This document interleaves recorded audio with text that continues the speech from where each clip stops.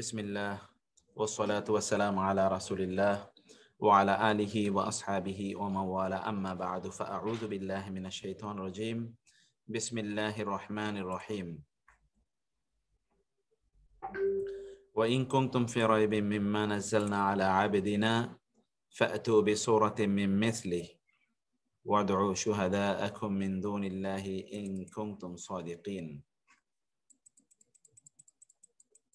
فإن لم تفعلوا فلن تفعلوا واتقوا النار التي وقودها الناس والحجارة أعدت للكافرين وقال سبحانه وتعالى قل لئن اجتمعت الإنس والجن على أن يأتوا بمثل هذا القرآن لا يأتون بمثله ولو كان بعضهم لبعض ظهيرا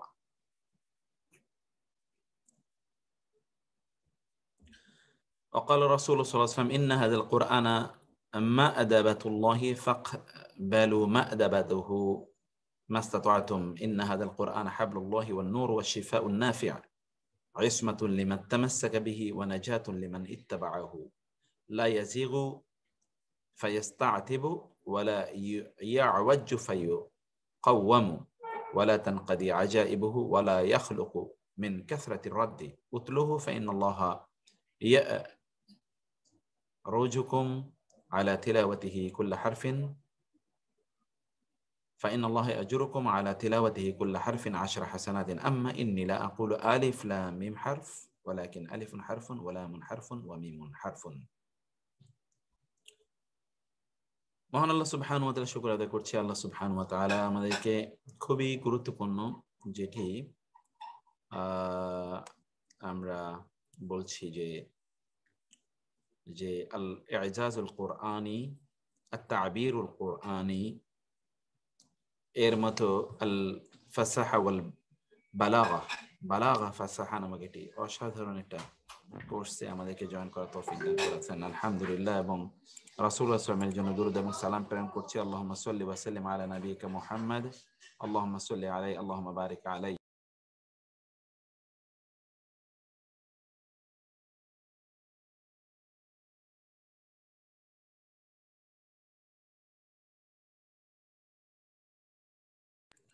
আমি আজকে দুটো জিনিস আপনাদেরকে একটু দেখাই তারপরে we will go to our main discussion ইনশাআল্লাহ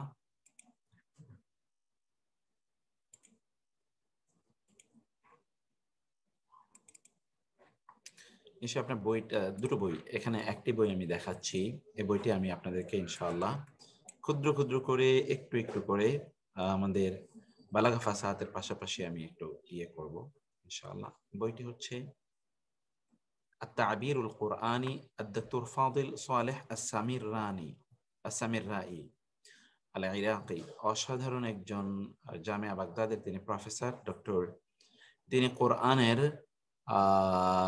লিঙ্গুইস্টিক মিরাকলস নিয়ে তিনি বইটি লিখেছেন তো এই বইটি থেকে আমি আজকে কিছু আপনাদেরকে দেখাবো এবং এখান থেকে আমরা প্রতিদিন একটু একটু করে একটু পড়ার চেষ্টা করব ইনশাআল্লাহ আর দ্বিতীয়ত বইটি হচ্ছে এই যে এখানে জাওয়াহির কুরআনিয়া 1000 সুয়াল ওয়া জাওয়াব ফিল কুরআনিল কারীম এটিও খুবই গুরুত্বপূর্ণ একটি বই বেরুত থেকে ছাপানো হয়েছে যারা তিনি বলেছেন মান জাআল হাম্মাহুল কুরআন ইয়াতলুহু আনা আল-লাইলি ওয়া আতরাফান নাহারি তিনি বইটি তাদের জন্য লিখেছেন এবং উৎসর্গ করেছেন যারা কোরআনকে তাদের দিন এবং রাতের ভাবনায় পরিণত করেছে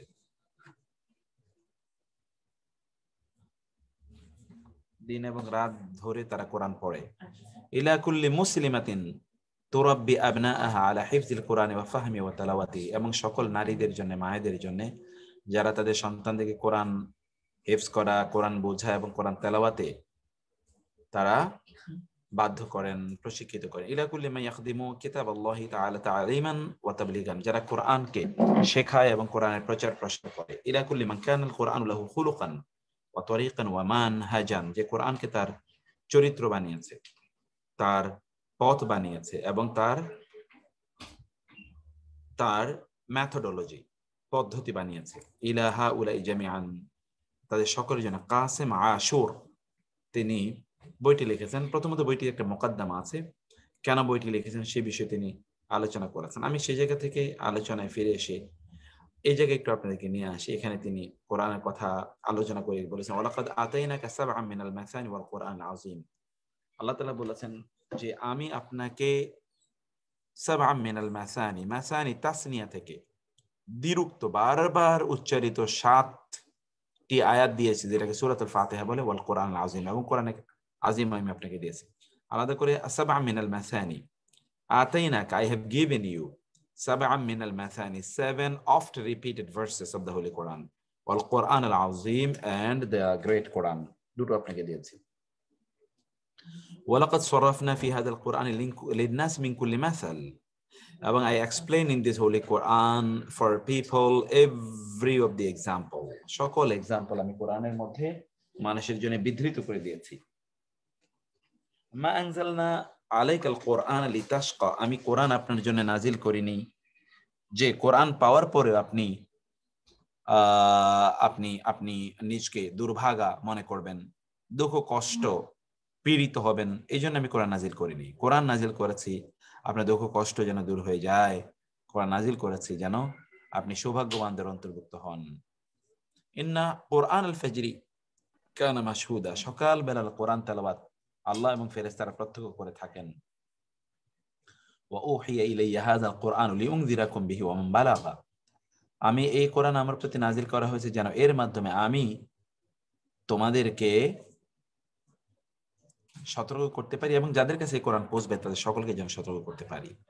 এই কথা তিনি ভূমিকায় তিনি আলোচনা করেছেন এবং অনেকগুলো চ্যাপ্টারে তিনি বইটাকে বিভক্ত করেছেন। তাফসিরুল কোরআনের উপর কিছু কাবাসাত, very important, some important information and collection from the tafsir of the Quran. Al-I'zaz al-Adadi, the linguistic, the numerical miracles of the Holy Quran. Al-Amsal al-Kamina fil Quran. There are many, many examples given, parables, which are there in the Holy Quran. সেটা নিয়ে তিনি আলোচনা করেছেন। কোরআনে অনেক চমৎকার চমৎকার উপমা রয়েছে, সেই উপমা নিয়ে তিনি আলোচনা করেছেন। সেই উপমার কথা তিনি এখানে বলবেন। তারপর তিনি বললেন এখানে যে আল মারআতু ফিল কোরআন কাবাসাতু মিনাল ইজাজ আল বায়ানি, কোরআনের যে বর্ণনা শৈলী, কোরআন উলুমুল কোরআন, কাসুল আম্বিয়া, বিভিন্ন জিনিস তিনি এখানে আলোচনা করে কোরআনের সূক্ষ্ম বিভিন্ন বিষয় তিনি আলোচনা করেছেন। এরপর তিনি বলেন কোরআনের যে, যেমন ধরুন একটা এক্সাম্পল তিনি বলেন, কোরআনে শব্দটি আছে আন নি'মাতু ওয়ান নাঈমু, দুটো শব্দ আছে। এখন আপনি মনে করবেন নি'মা এবং নাঈম দুটো তো নিয়ামত থেকে এসে, নুন আইন মিম, নাঈম নুন আইন মিম। So what is the difference between these two fil isti'mal al-Qur'ani? ما الفرق difference, what is the difference بين النعمة والنعيم, নিয়ামত এবং নাঈমের মধ্যে? ফিল ইস্তেমাল কোরআনি, কোরআনিক ব্যবহারে নিয়ামত এবং নাঈমের মধ্যে পার্থক্য। কোরআন আল্লাহ তাআলা কোথাও কোথাও বলেছেন নিয়ামত, যেমন ধরুন কুল্লু নিয়ামাতিন ফিল কোরআনি, এরপর আমি ব্যাখ্যায় যাই। কোরআন এখানে দেখুন কি আল্লাহ তাআলা বলেছেন, ওয়ামাই ইউবাদদিল, আর যে বদল করে, নিয়ামাত আল্লাহি, আল্লাহর নিয়ামতকে, মিম বাদি পরে, মা জাআতহু তার কাছে আসার পর, নেয়ামত তার কাছে আসার পর যে নেয়ামতকে বদল করে পরিবর্তন করে, ফাইনাল্লাহ শাদীদুল ইকাব, ওই ব্যক্তিকে আল্লাহ সুবহানাহু ওয়া তাআলা ভয়ঙ্কর শাস্তি প্রদান করবেন। ইস্যুটা কি? আল্লাহ তাআলা নেয়ামতকে কিভাবে লোকেরা পরিবর্তন করে? আল্লাহর নেয়ামতকে লোকেরা পরিবর্তন করে মানে হচ্ছে নেয়ামতকে সে অন্যায় কাজে ব্যবহার করে। যেমন আল্লাহ তাআলা আপনাকে সুন্দর স্বাস্থ্য দিয়েছেন, এখন এই স্বাস্থ্য দিয়ে আপনি অন্যায় কাজে নিজকে ব্যবহার করছেন। আল্লাহ আপনার সুন্দর শরীর চেহারা দিয়েছেন, এটাকে আপনি সিডাকটিভ হিসেবে ব্যবহার করছেন। আল্লাহ সুবহানাহু সুন্দর ভয়েস দিয়েছেন, সেটাকে সিডাকশনে ব্যবহার করছেন, অথবা তাতে গান, অশ্লীল গান, বাদ্য ইত্যাদি আপনি ব্যবহার করছেন। আল্লাহ সুবহানাহু ওয়া তাআলা মেধা দিয়েছেন, আপনি খারাপ বুদ্ধির জন্য এটা ব্যবহার করছেন। ফলে আল্লাহ তাআলার নেয়ামতগুলোকে সে ভিন্ন অর্থে ব্যবহার করে। নিয়ামাতুল্লাহি, অন্য আয়াতে ওয়াজকুরু নিয়ামাতাল্লাহি আলাইকুম, তোমরা আল্লাহ তোমাদের উপর আল্লাহর নিয়ামতকে স্মরণ করো। ইয কুনতুম আদাআন, যখন তোমরা ছিলে শত্রু, কুনতুম ইয যখন, কুনতুম তোমরা ছিলে আদাআন পরস্পর শত্রু, ফাআল্লাফা অতঃপর তিনি, আল্লাফা উলফা তৈরি করে দিয়েছেন। উলফা মানে হলো ভালোবাসা, বাইনা কুলুবিকুম তোমাদের অন্তরগুলোর মাঝে তিনি ভালোবাসা তৈরি করে দিয়েছেন আল্লাহ তাআলা। তাহলে এখানে আমরা যেটা দেখতে পাচ্ছি নেয়ামতের ব্যবহার। আবার অন্য জায়গায় দেখেন ওয়াইয ক্বালা মূসা লিকওমিহি, যখন মূসা তার জাতিকে বললেন, উযকুরু নি'মাতাল্লাহি আলাইকুম, তোমরা স্মরণ করো তোমাদের উপর আল্লাহর নেয়ামতকে, তোমাদের উপর আল্লাহর নেয়ামতকে তোমরা স্মরণ করো। এই সবগুলো আয়াতে আপনি দেখছেন নেয়ামাত শব্দের ব্যবহৃত হয়েছে। আবার কোথাও নাইম শব্দের ব্যবহৃত হয়েছে, যেমন ওয়াজআলনি, ওয়াজআলনি এবং আমাকে বানান, মিন ওয়ারাসাতি, ওয়ারিস এর বহুবচন হলো ওয়ারাসা, ওয়ারিস মানে হলো উত্তরাধিকারী, জান্নাতিন নাইম। এখানে দেখেন নাইম আছে, একই শব্দ নেয়ামত এবং নাইম। তাইলে নাইম জান্নাতের নাইম, নেয়ামতপূর্ণ জান্নাতের উত্তরাধিকারী আমাকে বানান। তাজরি প্রবাহিত হবে, মিন হতে, তাহতিহিম তাদের নিচে দিয়ে, আল আনহারু ঝর্ণাধারা, ফি জান্নাতিন নাইম নেয়ামতপূর্ণ জান্নাতে, নেয়ামতপূর্ণ জান্নাতে। এখন কোথাও কোথাও আল্লাহ সুবহানাহু ওয়া তাআলা শব্দটি ব্যবহার করলেন নি'মাতুন, কোথাও ব্যবহার করলেন নাইম। What is the difference between this two? তিনি বলছেন কুল্লু নি'মাতিন ফিল কুরআন ইন্নামা হিয়া লি নি'ামিদ দুনিয়া আলা ইখতিলাফি আনওয়াইহা। কুল্লু নি'মাতিন, প্রত্যেকটা নেয়ামত, কোরআনে নেয়ামত শব্দটি ফিল কুরআন ইন্নামা হিয়া লি নি'ামিদ দুনিয়া, এটি ব্যবহৃত হয়েছে দুনিয়ার নেয়ামতের ক্ষেত্রে। খেয়াল করছেন, নেয়ামাতুর বহুবচন নেআম, আলা ইখতিলাফি আনওয়াই, দুনিয়ার বিভিন্ন ধরনের নেয়ামত আল্লাহ তাআলা দিয়েছেন। এই নেয়ামতের ক্ষেত্রে আল্লাহ তাআলা নেয়ামাতুন শব্দটি ব্যবহার করেছেন, নাইম শব্দটি ব্যবহার করেননি। কারণ নেয়ামাতুন হলো নাউন, আর নাইম এটি হলো সর্ট অফ অ্যাডজেক্টিভ।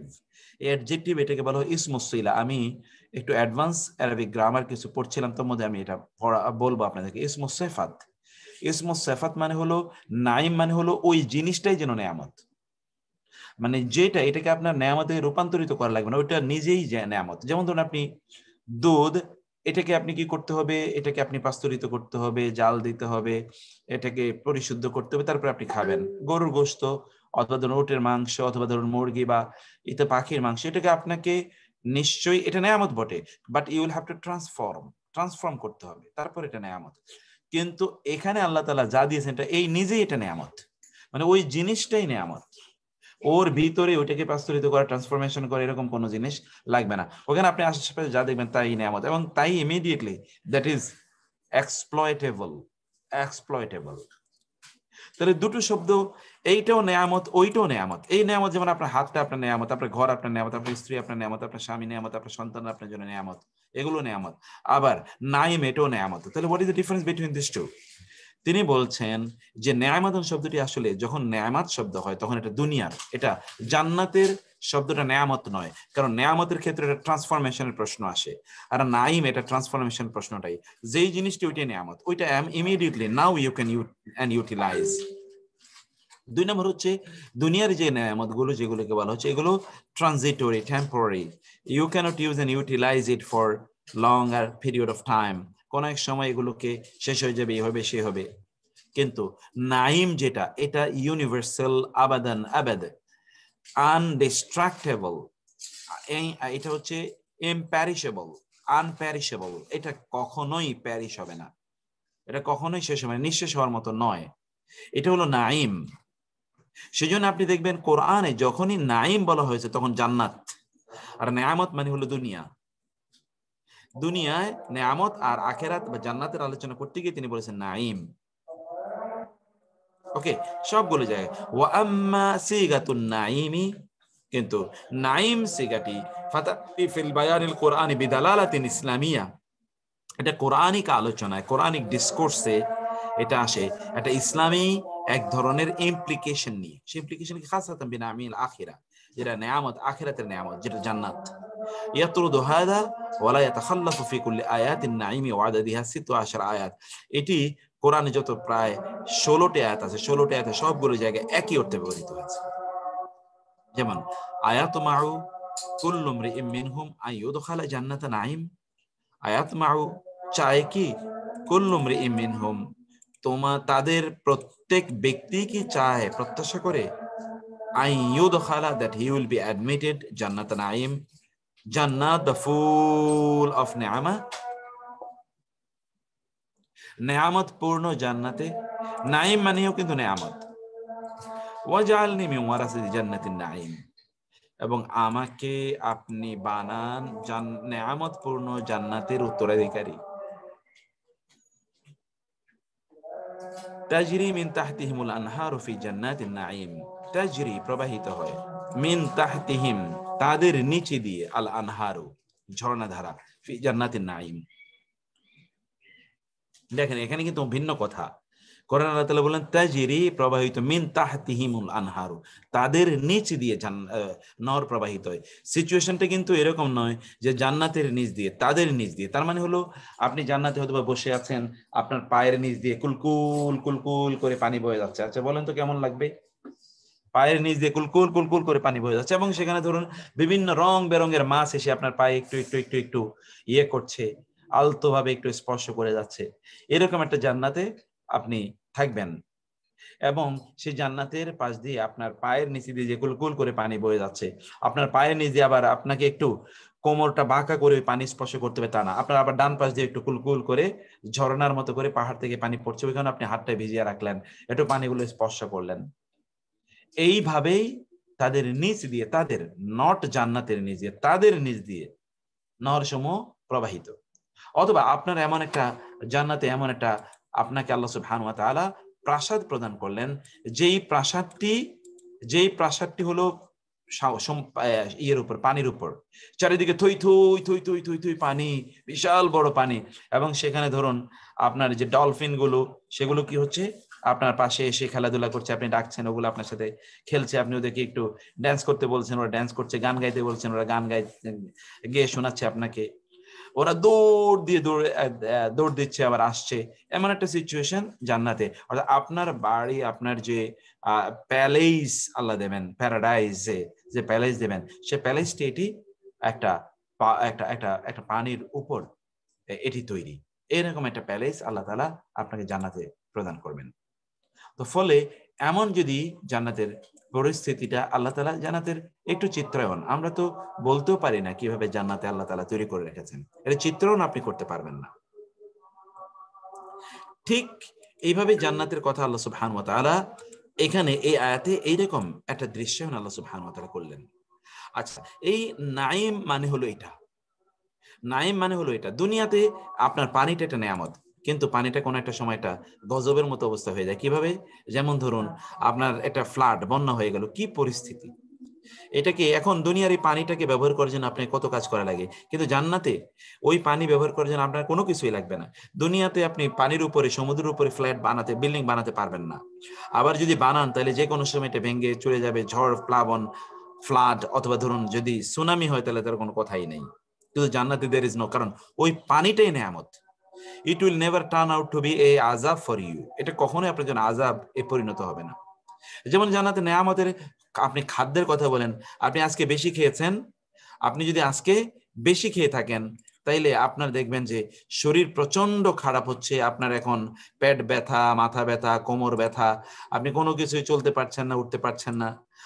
হতে পারে যে আপনার এখন বমি বমি ভাব লাগতেছে, কারণ আপনার হজম হচ্ছে না, দ্রুত আপনার ওয়াশরুমে যাওয়া দরকার, ইত্যকার বহু কিছু সমস্যা।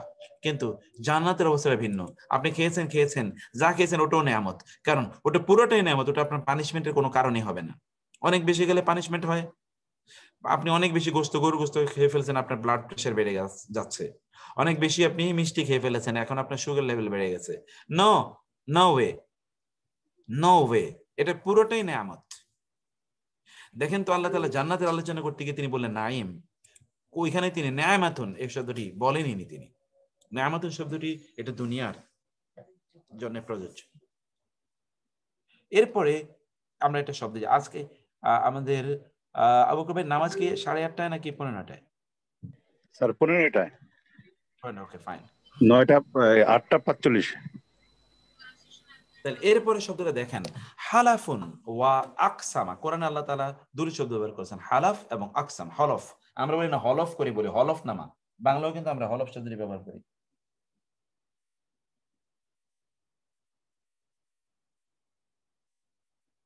আমাদের নাজমুল ভাই চাঁদপুর থেকে, তিনি ডক্টর, তিনি বলছেন যে এই বইগুলোর অনুবাদ আছে কিনা। না, অনুবাদ নাই। কে করবে এত কাম? এগুলো করার কোনো লোকও নাই, কারণ এগুলো ধরেন কাজ তো, এগুলো ধরেন এই যে আপনারা এটা পড়ার চিন্তা করছেন এবং আলহামদুলিল্লাহ আপনারা পড়ছেন। আমরা আমরা উদ্বুদ্ধ, আপনারা উদ্বুদ্ধ হয়েছেন। আমাদের উদ্বুদ্ধ আবু বকর ভাই তো আপনাদেরকে সবসময় উদ্বুদ্ধ করে গেছে, বালাগা করেন, মজা লাগবে। আলহামদুলিল্লাহ, এই যে আপনারা এটা উদ্বুদ্ধ করেছেন, এগুলো তো আমরা ভাবেও না যে এগুলো পড়তে হবে, চিন্তা করতে হবে। এবং আমরা তো বলছি যে এই যে বালাগাতের জায়গাটা, আপনি মাওলানা সাহেবদেরকে জিজ্ঞেস করে দেখেন যে how many of them know this. 1000-এর মধ্যে 1000 না, 999.999% যারা এটা বুঝতেই পারবে না। তো এই বালাগা বা এই অনুভূতি যদি না থাকে তাহলে কোরআনের স্বাদ কিভাবে পাবে?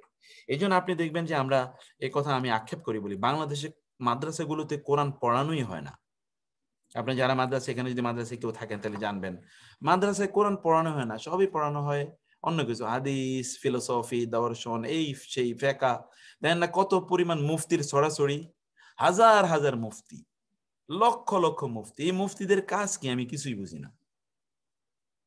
অথচ কোরআনের ব্যাখ্যা করার মতো লোক আপনি খুঁজেই পাবেন না। কোরআনের তাফসির নাম তাফসিরুল কোরআন, ওইখানে গাল গল্প ছাড়ার কিছুই না। কোরআনের এই মর্যাদাটা মানুষকে বলুক, বুঝুক, মানুষ একটু কোরআনের কাছে আসার জন্য তারা একটু উপলব্ধি করুক। হালাফ ও আকসাম, কত আল্লাহ তাআলা বলেছেন হলফ, কত বলেছেন আকসাবা, কাসামুন। যেমন ধরুন দুটো শব্দ আমরা বলছি, ওয়ায়াহলিফুনা বিল্লাহি, এবং তারা আল্লাহর নামে শপথ, হলফ করে, হলফ শপথ করে, ইন্নাহুম, যে তারা, নিশ্চয়ই তারা, লা অবশ্যই, মিনকুম তোমাদের অন্তর্ভুক্ত, ওয়ামা হুম মিনকুম, কিন্তু আসলে তারা তোমাদের অন্তর্ভুক্ত নয়, তারা তোমাদের লোক না। তারা বলে আমরা তোমাদের লোক, মুনাফিকদের কথা। ইয়াহলিফুনা বিল্লাহি, তারা আল্লাহর নামে হলফ করে বলে, ইন্নাহুম লামিনকুম, যে তারা তোমাদেরই অন্তর্ভুক্ত, তারা তোমাদের লোক। ওয়ামা হুয়া মিনকুম, আসলে কিন্তু তারা তোমাদের লোক না। অন্য আয়াতে কোরআন আল্লাহ বললেন ওয়া ইন্নাহু, এবং নিশ্চয়ই তা, লাকাসামুন, অবশ্যই একটা কসম, শপথ, লাউ তাআলামুন আযীম, যদি তোমরা বুঝতা, এটা বিশাল বড় একটা শপথ আমি করছি, আমি একটা বিশাল শপথ করছি। ফালা উকসিমু বিমাওয়াকিইন নুজুম, ফালা উকসিমু বিমাওয়াকিইন নুজুম, অবশ্যই, লা উকসিমু বিমাওয়াকিইন নুজুম, আমি শপথ করছি মাওয়াকিইন নুজুম। এটা সূরাতুল ওয়াকিয়া, সূরাতুল ওয়াকিয়া, এটা আপনারা একটু দেখেন। সূরাতুল ওয়াকিয়াতে আল্লাহ তাআলা কি বললেন? সূরাতুল ওয়াকিয়া, ইযা ওয়াকাআতিল ওয়াকিআ লাইসা লিওয়াকাআতিহা কাযিবা, কই সূরাতুল ওয়াকিয়া? এই যে সূরাতুল ওয়াকিয়া, সূরাতুল ওয়াকিআতে দেখুন তো, এখানে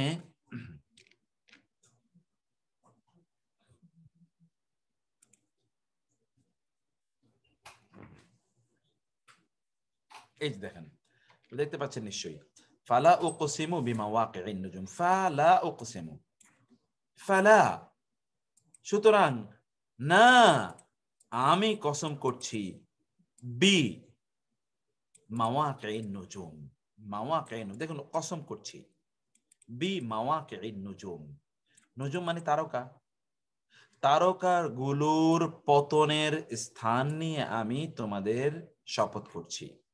স্টিফেন হকিং কিছুদিন আগেও বলেছে যে তারকাগুলো, এগুলো একটা চারিদিকে তারকাগুলো ব্ল্যাক হোল, যেটাকে আপনি বলছেন কালো গর্ত, বিশাল বড় কালো গর্ত আছে আপনার মহাকাশে। এই কালো গর্তগুলোর চারপাশে তারকাগুলো ঘুরতেই থাকে, ঘুরতেই থাকে, কারণ everything is in moving in their orbit, সবকিছু কিন্তু ঘুরছে ঘুরছে, এগুলো তারকা ঘুরছে ঘুরছে ঘুরছে ঘুরছে। এই এই কালো গুহা, কৃষ্ণ গহ্বর, কৃষ্ণ গহ্বর, কৃষ্ণগর ব্ল্যাক হোল, কালো গর্ত, কৃষ্ণ গহ্বরের চারপাশে এগুলো ঘুরছে ঘুরছে ঘুরছে ঘুরছে, হঠাৎ করে এখানে স্লিপ করে পড়ে যায়। আচ্ছা, একটা তারকা এই পৃথিবীর তুলনায় কত হাজার কোটি গুণ বড়, এটা তো আপনারা জানেন। সূর্য যদি 13 লক্ষ গুণ বড় হয়, আর সূর্য থেকে একটা তারকা হাজার হাজার গুণ বড়, তাহলে একটা তারকা এই পৃথিবীর চেয়ে কত লক্ষ, কত কোটি গুণ বড়। এই তারকাগুলো ব্ল্যাক হোলে, যে ব্ল্যাক হোলে পড়ে, ওই ব্ল্যাক হোল গুলো তাহলে কত বড়। এই ব্ল্যাক হোল গুলো কোথায় তৈরি করা আছে? আসমানে, এই কৃষ্ণ গহ্বর, বিশাল বিশাল কৃষ্ণ গহ্বর, এগুলো তৈরি করা আছে। আল্লাহ তাআলা ওই কৃষ্ণ গহ্বরের শপথ করে বললেন, কৃষ্ণ গহ্বর, মাওয়াকিইন নুজুম, মাওয়াকি মানে পতন, আর তারকাগুলোর পতনের স্থান, এবং ভিন্নজন ভিন্ন ব্যাখ্যা করছে, এটা আমার পার্সোনাল ব্যাখ্যা। ওয়াকুউন মানে ওয়াকা মানে পড়া, পড়ে যাওয়া, ফল, পতন। তো এখানে এই পতনের কথা আল্লাহ তাআলা বললেন, এবং সেখানে পড়ে যায় এরকম billions of black holes are there in the universe. তাইলে কি পরিমাণ তারকা এখানে, আবার এখানে মিলিয়ন বিলিয়ন তারকা কিন্তু পড়ে এবং ধ্বংস হয়ে যায়, পড়ে ধ্বংস হয়ে যায়, পড়ে ধ্বংস হয়ে যায়। তাইলে এই মহাকাশটা কত বড়! আল্লাহ তাআলা এই কথা বলে আমি তার শপথ করছি, এবং শপথ করে তিনি বলেন ওয়া ইন্নাহু লাকাসামুন লাউ তাআলামুন আযীম। আর এটা কত বড় একটা শপথ যে আমি করছি, যদি তোমরা জানতে, কি বিশাল শপথ আমি করেছি, কি বিশাল একটা জগতের প্রতি তোমাদেরকে আমি ইঙ্গিত প্রদান করলাম, যদি তোমরা জানতে। কসম শব্দটি এখন তাহলে তিনি ব্যবহার করছেন। তাহলে মাল ফারকু বাইনাল হালাফি ওয়াল কসমি ফিল কোরআন। কোরআনে হলফ এবং কসম বলতে আসলে কি বোঝায়? হলফ কি এবং কসম কি?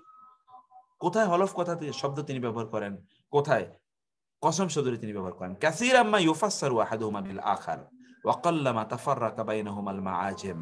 তেমন অধিকাংশ লোকই জানে না, এমনকি মুআজাম মানে অভিধানগুলো, ও কাসীরান অধিকাংশ ক্ষেত্রে মা ইউফাসসারু আহাদুহুমা বিল আখার, একটাকে আরেকটা দিয়ে তাফসীর করা হয়। অর্থাৎ কসম ও হলফ, হলফ ও কসম বলছে না, দিদার মুতারাদিফ। মুতারাদিফ মানে হলো একটা মানে আমরা যেটাকে বাংলায় পড়ে সে সমার্থক, ইংরেজিতে আপনারা বলেছেন সিনোনিমস। ওয়াকাল্লামা খুব কমই, তুফাররাকু বাইনাহুমাল মাআজিম, এমনকি অভিধানগুলোতে আপনি এগুলো খুব কমই পেয়ে যাবেন।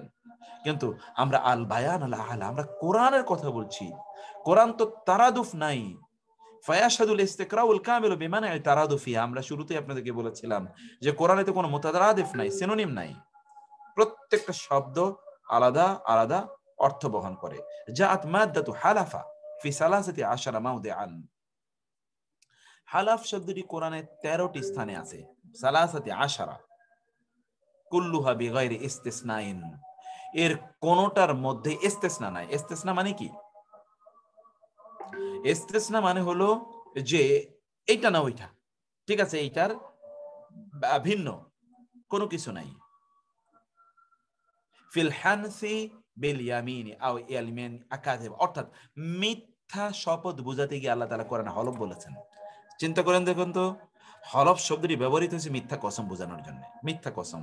ওয়া আম্মাল কাসামু, আর কসমটি ফায়াতি ফিল আইমানি সাদিকাতি সাওয়াউন কানাত হাকিকাতান ওয়া ওয়াহমান। আর শপথ, কসম শব্দটি কোরআনে এসেছে সত্য কসম বোঝানোর জন্য।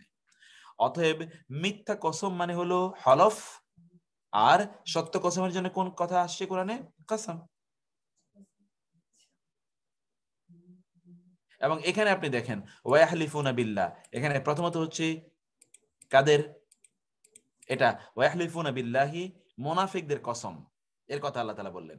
ইয়াহলিফুনা, তারা মুনাফিকরা কসম করে। আর মুনাফিকদের কসম কি পরিমাণ মিথ্যা, ও তো পুরাটাই মিথ্যাবাদী। আর যখন আল্লাহ তাআলা সত্য কসমের, যেমন আসমান মানে ব্ল্যাক হোলের কসম তিনি করলেন, অথবা যেমন সূরাতুল ফাজরে ওয়াল ফাজরি ওয়া লায়ালিন আশর ওয়াশ শাফি ওয়াল ওয়াতর ওয়াল লাইলি ইযা ইয়াস হাল ফি যালিকা কাসামুল লিযি হিজর। জ্ঞানী বুদ্ধিমান ব্যক্তিদের মধ্যে এই যে আমি ওয়াল লাইলি রাতের শপথ, ওয়াল ফাজরি ওয়া লায়ালিন আশর আমি ভোরের শপথ, 10 দিনের শপথ, আমি যে কসম করছি, এই কসম এর মধ্যে যারা জ্ঞানী তাদের মধ্যে কোনো চিন্তার খোরাক নাই? তারা কি এখানে কিছু বোঝার মতো নাই? আমি কেন এগুলো দিয়ে শপথ করছি? আমি বিভিন্ন জাতিপুঞ্জকে ধ্বংস করে দিয়েছি। এখানে তারা একবার চিন্তা করলেই তারা বুঝতে পারবে যে এদেরকেও আমি যে কোনো সময় ধ্বংস করে দিতে পারি। আজকে জুমার খুতবাটা, আমার খুতবাটা আপনারা একটু শুনবেন কাইন্ডলি। আজকের খুতবাটাতে আমরা অনেক বিভিন্ন বিষয়ে আমরা আলোচনা করার চেষ্টা করেছি যে আমাদের এই পরিস্থিতি আমাদের আসলে করণীয় কি। সারা পৃথিবী, আমাদের মুসলিম উম্মাহ, আপনার আমার, এবং বিভিন্ন দৃষ্টান্ত, উদাহরণ ইত্যাকার বহু কিছু আমি সেখানে এক জায়গায় একত্রিত করার চেষ্টা করেছি। আপনারা শুনবেন কাইন্ডলি, আমাদের পেজে এটা আছে। তো এই জায়গায় এই যে শপথগুলো, মানে আমরা যে বলছি, আমি এই বইটা আপনাদেরকে প্রতি ক্লাসে ইনশাআল্লাহ 5-10 পেজ করে আমি পড়ে ইনশাআল্লাহ আমরা একটু আগানোর চেষ্টা করব। আল খাশিয়াতু ওয়াল খাউফু, কোরআনে আল্লাহ সুবহানাহু ওয়া তাআলা দুটো শব্দ ব্যবহার করেছেন। একটি হলো আল খাশিয়া, আর আল খাউফু। খাশিয়া মানে ভয়, খাউফুন মানে ভয়। কিন্তু খাসিয়া মানে ভয়, খাউফুন মানে ভয়, এটা কোনটা কোন ভয়?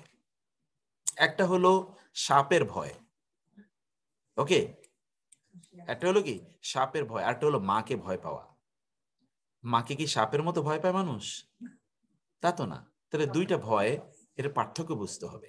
শুধু ভয় বলে দিলেন, আর আপনি যদি এই ভয়েই শুধু অনুবাদ করেন ফিয়ার, আপনি কিভাবে বলেন তো বাংলা ইংরেজিতে পৃথিবীর কোন ভাষায় এই ভয়টাকে আপনি একটা শব্দে ব্যাখ্যা করবেন? আপনাকে একটা লম্বা লিটারেচার নিতে হবে এটা ব্যাখ্যা করার জন্য। কিন্তু কোরআনে যখন খাশিয়াতুন খাউফুন বলা হয়, তখন you know what is this, you know what is this. যেমন ধরুন, খাসিয়া শব্দটি আল্লাহর সাথে আল্লাহ সম্পৃক্ত করেছেন, ওয়ালাম ইয়াখশা ইল্লাল্লাহ, আর সে আল্লাহ ছাড়া কাউকে ভয় পায় না।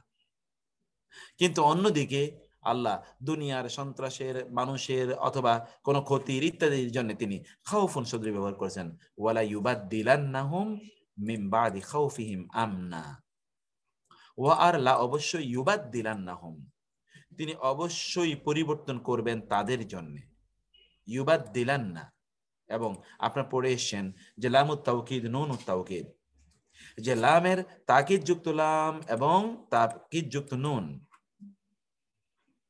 অবশ্যই তিনি পরিবর্তন করবেন মিন বাদি খাউফিহিম, তাদের ভয়ের পর, আমনা, আমনা নিরাপত্তা, তাদের ভয়ের পর তিনি কি নিরাপত্তাকে পরিবর্তন করে দেবেন। তাদের এতদিন ভয় ছিল, এখন আল্লাহ তাআলা সেটাকে নিরাপত্তায় পরিবর্তন করে দেবেন। তো এই যে আমরা এই জায়গাটিতে আমরা যেই দুটো শব্দ ব্যবহার দেখছি, তাহলে একটি শব্দ আমরা বুঝতে পারছি খাশিয়াতুন, এটা আল্লাহর সাথে, এবং খাউফুন আল্লাহ ছাড়া অন্য কোনো জিনিসের। অতএব এখানে বলছে কোরআনে আসলে দুটো শব্দের ব্যাখ্যা কি। তিনি বলছেন তাফতারিকু আল খাশিয়াতু আনিল খাউফি। তাফতারিকু পার্থক্য, ইফতিরাক ফারাক, খাউফ এবং খাশিয়ার মধ্যে পার্থক্য আছে। বিআন্নাহা তাকুনু আন ইয়াকিনিন সাদিকিন বিআজমাতিন মান নাখশাউহু, যে খাশিয়াটা হলো কি, এটা তাকুন, এটা হয় আন ইয়াকিনিন সাদিকিন, ইয়াকিন সত্য একটা সুদৃঢ় বিশ্বাস থেকে, বিআজমাতি মান নাখশাহু, যাকে আমরা ভয় পাই তার মহত্ব, সম্মান, মর্যাদা ইত্যাদির কারণে যে ভয়টা তৈরি হয়। যে ভয়টা তৈরি হয় কি কারণে? কোন জিনিসের মাহাত্ম্য, মর্যাদা, এটার কারণে। যেমন মাকে ভয় পাই মায়ের মাহাত্ম্য, মর্যাদা, সম্মান, অবদান ইত্যাদির কারণে। আল্লাহকে ভয় পাই কারণ আল্লাহ কি মহান, আল্লাহ সুবহানাহু ওয়া তাআলা কি মহান, এই কারণে আল্লাহ সুবহানাহু ওয়া তাআলাকে ভয় পাই। আর আল্লাহকে যারা সবচেয়ে বেশি চেনে তারা আল্লাহকে সবচেয়ে বেশি ভয় পায়। রাসূল সাল্লাল্লাহু আলাইহি ওয়াসাল্লাম কি বলেছেন? ইন্নী আখশাকুম লিল্লাহি ওয়া আতকাকুম লাহু, আমি তোমাদের মধ্যে আল্লাহকে সবচেয়ে বেশি ভয় পাই, এবং আমি কারণ আর আরাফুকুম বিল্লাহ, আমি তোমাদের মধ্যে আল্লাহকে সবচেয়ে বেশি চিনি। আমি যেহেতু তোমাদের মধ্যে আল্লাহকে সবচেয়ে বেশি চিনি, এই জন্য আমি আল্লাহকে সবচেয়ে বেশি ভয় পাই। তাহলে এই ভয়, এটা কোনো সন্ত্রাসের ভয় নয়, এটা হচ্ছে শ্রদ্ধা মিশ্রিত, যেটাকে আমরা বলি অ, অ, অ, এ ডাব্লিউ ই, অ। অ মানে কি? আসলে আপনি অ্যামেজড, এই অ্যামেজড কিন্তু এটা সর্ট অফ আপনার আপনার একটা ইন্টারনাল উপলব্ধি থেকে এসছে। অ্যামেজিং, আল্লাহ সুবহানাহু ওয়া তাআলা ইজ অ্যামেজিং, সে কারণে ম্যাগনানিমাস। ওয়া আম্মাল খাউফু, আর ভয় হলো খাউফু, ফায়াজুজু আন ইয়াহদুসা আন তাসাল্লুতিন বিল কাহরি ওয়াল ইরহাবি, কেউ আপনাকে, এরহাব মানে হলো সন্ত্রাস, সন্ত্রাসের কারণে কেউ আপনার উপর জুলুম করতেছে, জুলুম করবে আপনার উপর, এই ভয়ে আপনি যা পান তাকে বলা হয় খাউফুন। তাহলে খাউফুন is negative, খাশিয়াতুন is positive. Khashia কেবলমাত্র আল্লাহর জন্য ব্যবহৃত হয়। কোরআনে আপনি দেখবেন খাশিয়া কাদের জন্য আল্লাহ তাআলা ব্যবহার করেছেন, দেখবেন বা ওয়াল খাশিয়াতু লা তাকুন ইল্লা লিল্লাহি ওয়াহদা, খাশিয়া কেবল আল্লাহর জন্য, দুনা ইয়ে মাখলুকিন, অন্য কোন মাখলুকের জন্য খাশিয়া ব্যবহৃত হয় না। ইয়াতরুদু যালিকা ফি কুল্লি মাওয়াদিইন ইসতিমালুহা ফিল কিতাবিল মুহকাম বিসরিহিল আয়াত, কোরআন সব জায়গায় এইভাবে ব্যবহৃত হয়েছে। ওয়া তুসনাদু খাশিয়াতুল্লাহি ফিল কোরআন ইলাল্লাযিনা, আল্লাহ তাআলা খাশিয়া, কোরআনে আল্লাহ খাশিয়াতুল্লাহ, এটা আপনি দেখবেন তাদের জন্য ব্যবহৃত হয়েছে, আল্লাযিনা ইউবাল্লিগুনা রিসালাতি রাব্বিহিম, নবীদের ব্যাপারে খাশিয়া শব্দটি ব্যবহৃত হয়েছে। ওয়া মানিত্তাবা যিকরা, যারা কোরআন এর অনুসরণ করে, ওয়াল মুমিনিন, মুমিনদের জন্য, উলামা, উলামাদের জন্য, ওয়াল্লাযিনা রাদিয়াল্লাহু আনহুম ওয়া রাদু আন, এবং সাহাবীদের ব্যাপারে আল্লাহ তাআলা এই খাশিয়া শব্দটি ব্যবহার করেছেন। অতএব যেমন কোরআনে আছে ইন্নামা ইয়াখশাল্লাহ মিন ইবাদিহিল উলামাউ, ইন্নামা ইয়াখশাল্লাহ মিন ইবাদিহিল উলামাউ। আপনি দেখবেন যেমন আল্লাহ তাআলা বললেন আল্লাহকে সবচেয়ে বেশি ভয় পায় কারা? আলেমরা।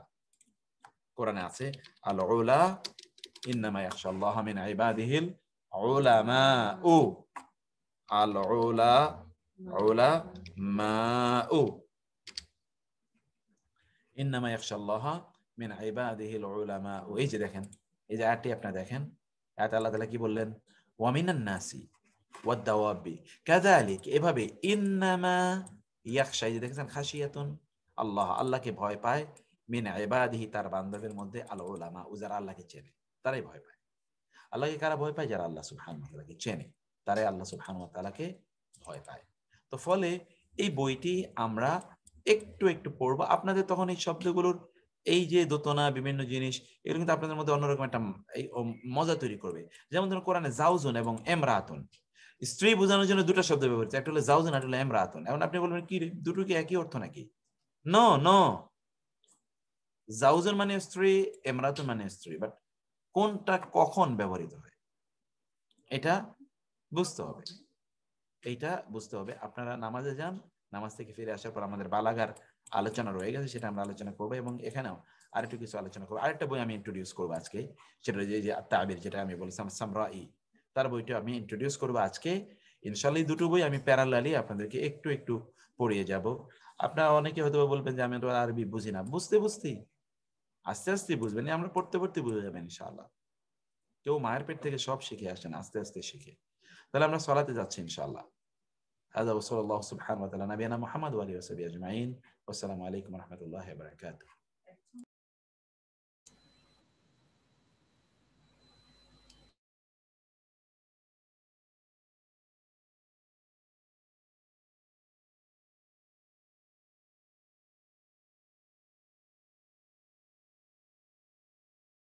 إن الحمد لله والصلاة والسلام على رسول الله وعلى آله وأصحابه ومن والاه أما بعد. আমরা বলছিলাম যে এখানে এই যে খুশু, খুদু, এই দুটো বিষয়ে আমরা আলোচনা করেছিলাম, এবং আরেকটা বিষয় আমরা বলেছিলাম যে যেমন জাউজুন ওয়া ইমরাআতুন, এই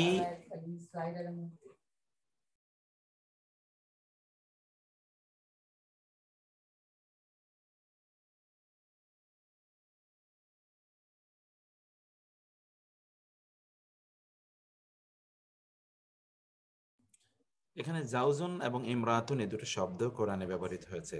সুয়াল খামেস, পঞ্চম প্রশ্ন, 1000 প্রশ্নে সম্বলিত বইটি। ওয়ামিন আয়াতিহি, কোথাও দেখুন, এবং তার নিদর্শনাবলীর মধ্যে একটি হলো আন খালাকালাকুম, যে তিনি সৃষ্টি করেছেন তোমাদের জন্য, মিন আনফুসিকুম, তোমাদের মধ্য হতে, আজওয়াজান, স্ত্রীদেরকে, লিতাসকুনু ইলাইহা, যেন তোমরা প্রশান্তি পাও, ওয়াজআলা বাইনাকুম মাওয়াদ্দাতান ওয়া রাহমা।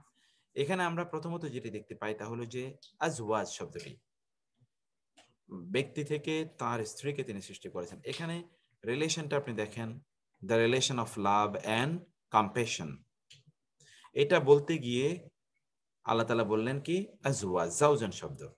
কিন্তু অন্য জায়গায় আপনি দেখেন ইমরাআতু নূহিন, নূহের স্ত্রী ইমরাআত, ও ইমরাআত লূত, এবং লূতের স্ত্রী। এখানে নূহ আলাইহিস সালাম এবং লূত আলাইহিস সালামের দুই স্ত্রীর সেই কুখ্যাত ঘটনা আমাদের জানা আছে, যে তারা কিভাবে তাদের স্বামীরা, তারা নবী কিন্তু তাদেরকেও তাদের দ্বীনি কাজে তারা কিভাবে বাধা দিয়েছে, তাদের বিরুদ্ধে তারা ষড়যন্ত্র করেছে, এবং ষড়যন্ত্রকারী জাতির সাথে তারা হাত মিলিয়েছিল। All of this are known to us. কোরআনে তাদের কথা বলতে গিয়ে আল্লাহ তাআলা বলেন ইমরাআতুন। এবং অন্যদিকে আপনি দেখেন যে ঠিক একইভাবে আপনি একজন নারীর কথা কোরআন আল্লাহ তাআলা বলেন ওয়া মারাআতুহু হাম্মালাতাল হাতাব, এবং তার স্ত্রী যে হলো হাম্মালাতাল হাতাব।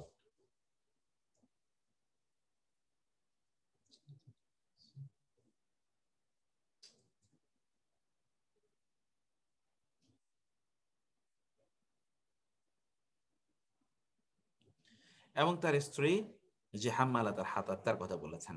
ফলে আমরা দুটো আয়াতে দেখি। এখন কোরআনে আছে কি? কোরআনে আল বায়ানুল কোরআন ইস্তামিলু লাফজ জাওজ হাইসুমা তাহাদ্দাসা আন আদম ওয়া জাওজাতিহি ওয়া জাওজিহি। কোরআনের বর্ণনা শৈলীতে আমরা দেখতে পাই ইস্তামিলু ইস্তেমাল, ইউজড, ইউটিলাইজড, কোরআন ব্যবহার করেছে লাফজ জাওজ হাইসুমা, যেখানে তাহাদ্দাসা কোরআন আলোচনা করেছে আন সম্পর্কে, কি সম্পর্কে? আন, কোরআন কি সম্পর্কে আলোচনা করেছে? কোরআন আলোচনা করেছে যখন আদম আলাইহিস সালাম এবং তার স্ত্রী সম্পর্কে। ওয়াকাদ ইয়াবদু মিনাল কারিব, এবং এর থেকে আপনি খুব দ্রুতই বুঝতে পারবেন আইয়াতা রাদাফা ফায়াকুম আহাদুল লাফজাইনি মাকামাল আখার। ওয়াযালিকা মা ইয়াবাহুল বায়ানুল কুরআনিল মু'জিজ। এতে কেউ বলতে পারেন যে তাহলে কি দুটো শব্দ একই অর্থে ব্যবহৃত হয়েছে? স্যার আমরা কিন্তু ধরতে পারতেছি না, এত তাড়াতাড়ি পড়েন স্যার, আমরা ও ওই পর্যায়ে গিয়ে পৌঁছি নাই স্যার।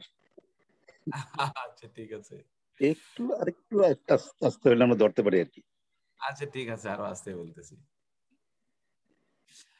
وهو الذي يعطينا سر الدلالة في الزوجية مناط العلاقة بين آدم وزوجه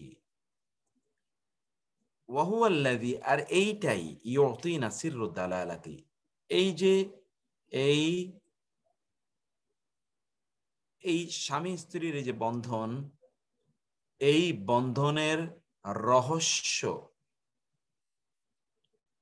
এই এই যে বৈবাহিক জীবনের বা দাম্পত্য জীবনের রহস্য, এটা আমাদেরকে এই আলোচনার মাধ্যমে বুঝতে পারি। তা হলো কি? আদম এবং তার স্ত্রীর সম্পর্কের উপর ভিত্তি করে। ফাকালিমাতু জাওজ তাআতি হাইসু তাকুনু জাওজিয়াতু হিয়া মানাতুল মাওকিফ হিকমাতুন ওয়া আয়াতুন আও তাশরিফান ওয়া হুকমান। কোরআন আল্লাহ তাআলা বলেন জাওজন শব্দটি যখনই আসে তখন এখানে আমাদেরকে একটু কি করতে হয়? মানাতুল মাওকিফ, এখানে একটু ওয়াকফ করতে হয়, একটু থামা দরকার, একটু চিন্তা করার জন্য। হিকমা, প্রজ্ঞা রয়েছে এখানে, আয়াত নিদর্শন রয়েছে, তাশরিফ সম্মান রয়েছে, ওয়া হুকুম এখন কি রয়েছে এখানে, এবং এখানে বিভিন্ন বিধান রয়েছে, প্রজ্ঞা রয়েছে। হিকমা প্রজ্ঞা, আয়াত নিদর্শন, আও তাশরিফান ওয়া হুকমান, অথবা সেখানে কোনো সম্মানের ইস্যু আছে, অথবা কোনো সেখানে কোনো বিধানের বিষয় আছে। পারিবারিক জীবন কি বিধান, কি বন্ধন, কি বিধানে সেটা তৈরি হবে সেটা বলা আছে। যেমন ধরুন নমিন আয়াতিহি, এখানে যেমন আল্লাহ তাআলা বললেন যে এখানে আল্লাহর আয়াতি, আল্লাহর একটা নিদর্শন যে স্ত্রীদেরকে তাদের স্বামীদের থেকে সৃষ্টি করেছেন। আবার অন্য জায়গায় আপনি দেখেন, এখানে অন্য জায়গায় আল্লাহ তাআলা কি বললেন, তা হলো সম্মান, পারস্পরিক সম্মান বোধ। ওয়াল্লাযীনা ইয়াকুলুনা রাব্বানা হাব লানা মিন আজওয়াজিনা ওয়া যুররিয়াতিনা কুররাতা আয়ুন, আমাদের স্ত্রী এবং সন্তানদের মধ্যে তাদেরকে এমন বানিয়ে দিন যে তারা আমাদের নয়ন জুড়িয়ে দেবে, তারা আমাদের কি নয়নের চোখের মণি, নয়নের মণি, অথবা তারা আমাদের অন্তরের প্রশান্তিদাতা, এটা হবে এই কথা। এবং এই জন্য দেখেন কোরআনে অন্য জায়গায় আল্লাহ তাআলা ওয়াকাউলু তাআলা লাম্মা ইস্তাজাবা লিজাকারিয়া ওয়া হাক্কাকাত আয-যাওজিয়াতা হিকমাতুহা, লাম্মা যখন ইস্তাজাবা লিজাকারিয়া, জাকারিয়া আলাইহিস সালামের যখন তিনি কি করলেন, দোয়ায় তিনি উত্তর প্রদান করলেন, ওয়া হাক্কাকাতিজ যাওজিয়াতা হাক্কাতিজ যাওজিয়াতু হিকমাতাহা, এবং যখন এই যে আপনার বৈবাহিক জীবন তার মূল যে রহস্য উদ্দেশ্য যখন প্রতিপালন করলো, সেটা কি? সেটা আল্লাহ তাআলা বলেন ফাস্তাজাবনা লাহু, জাকারিয়ার আমি আলাইহিস সালাতু ওয়াস সালাম তার প্রার্থনায় আমি জবাব দিলাম।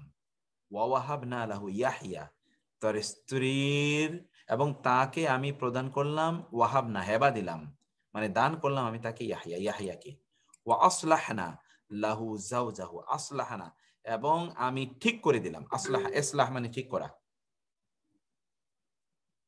লাহু তার জন্য জাউজা, তার স্ত্রীকে তার জন্য ঠিক করে দিলাম। তার স্ত্রীকে ঠিক করে দেওয়া মানে কি? তার মানে হলো তার স্ত্রী এতদিন পর্যন্ত সন্তান জন্ম দেওয়ার মতো তার অবস্থা ছিল না। তিনি নিজেও বলেছেন যে ওমরাতি আকিরা, আমার স্ত্রী বন্ধ্যা, ইনফার্টাইল, তিনি সন্তান জন্ম দেওয়ার মতো সামর্থ্য রাখেন না। আল্লাহ তাআলা কি করলেন?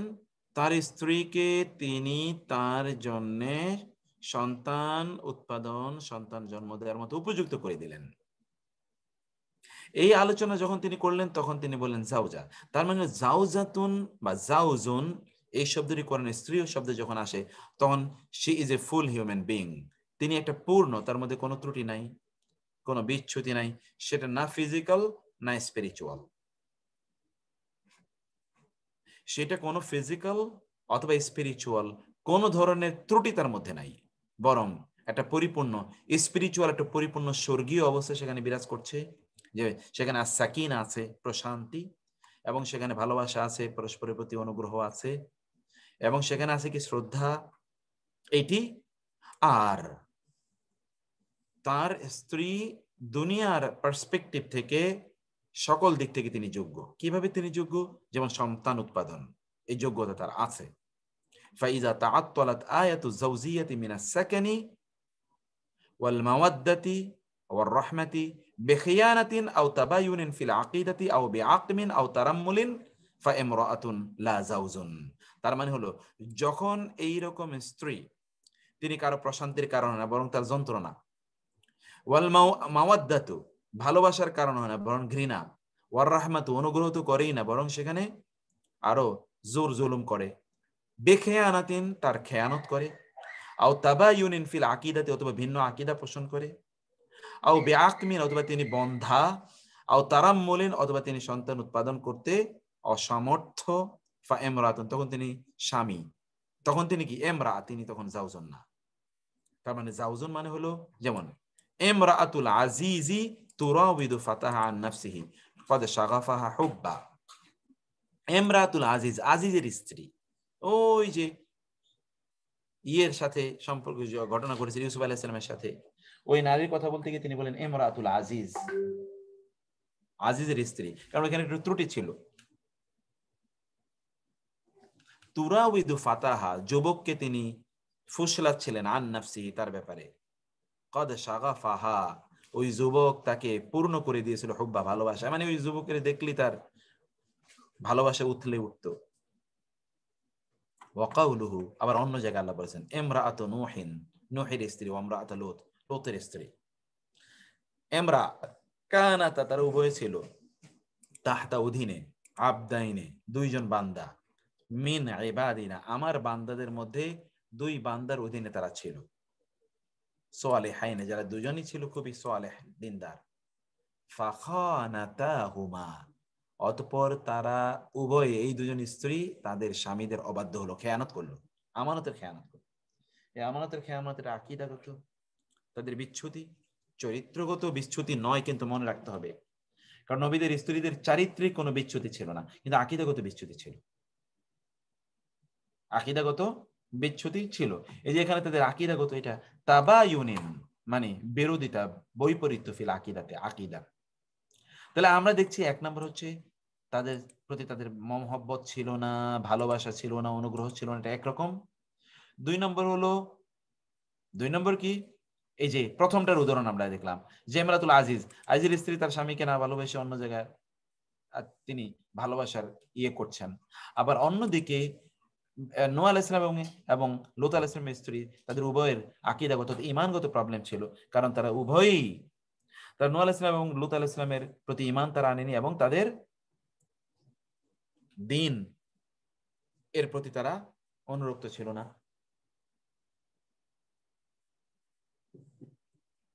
তিন নম্বরে আমরা বলেছি আও বিআকমিন আও তারাম্মুলিন, অথবা আকমিন তিনি কি বন্ধা, আও তারাম্মুলিন অর্থাৎ তিনি হলেন বিধবা, এরকম কোন নারীর ব্যাপারে আল্লাহ তাআলা বলেছেন, এই যে এখানে ত্রুটি আছে, এই রকম নারীর ব্যাপারে তিনি জাউজুন শব্দটি উল্লেখ না করে তিনি বলেছেন ইমরাতুন, যেমন ওয়াকানাত ইমরাআতি, আর কানাত ইমরাআতি আমার স্ত্রী হয়, কানা এটা কিন্তু হয় অর্থে ব্যবহৃত, এটা আপনার কোরআনে পড়ে এসে আমি বলেছি, কানাত ইমরাআতি, ইমরাতুন মানে স্ত্রী, আমার স্ত্রী হয় আকেরা, বন্ধা। জাকারিয়া ইসলাম বলছেন ফা অতএব হাব দিন লি আমাকে মিন লাদুনকা আপনার পক্ষ হতে, কি আমার আপনার পক্ষ থেকে আমাকে কি দেন? ওয়ালিয়া, একজন ওলি। আপনার পক্ষ থেকে আমাকে একজন ওলি মানে একজন সন্তান যে আমার উত্তরাধিকারী হবে, এরকম একটা সন্তান আমাকে প্রদান করুন। আপনার পক্ষ থেকে এরকম একজন সন্তান আমাকে প্রদান করুন।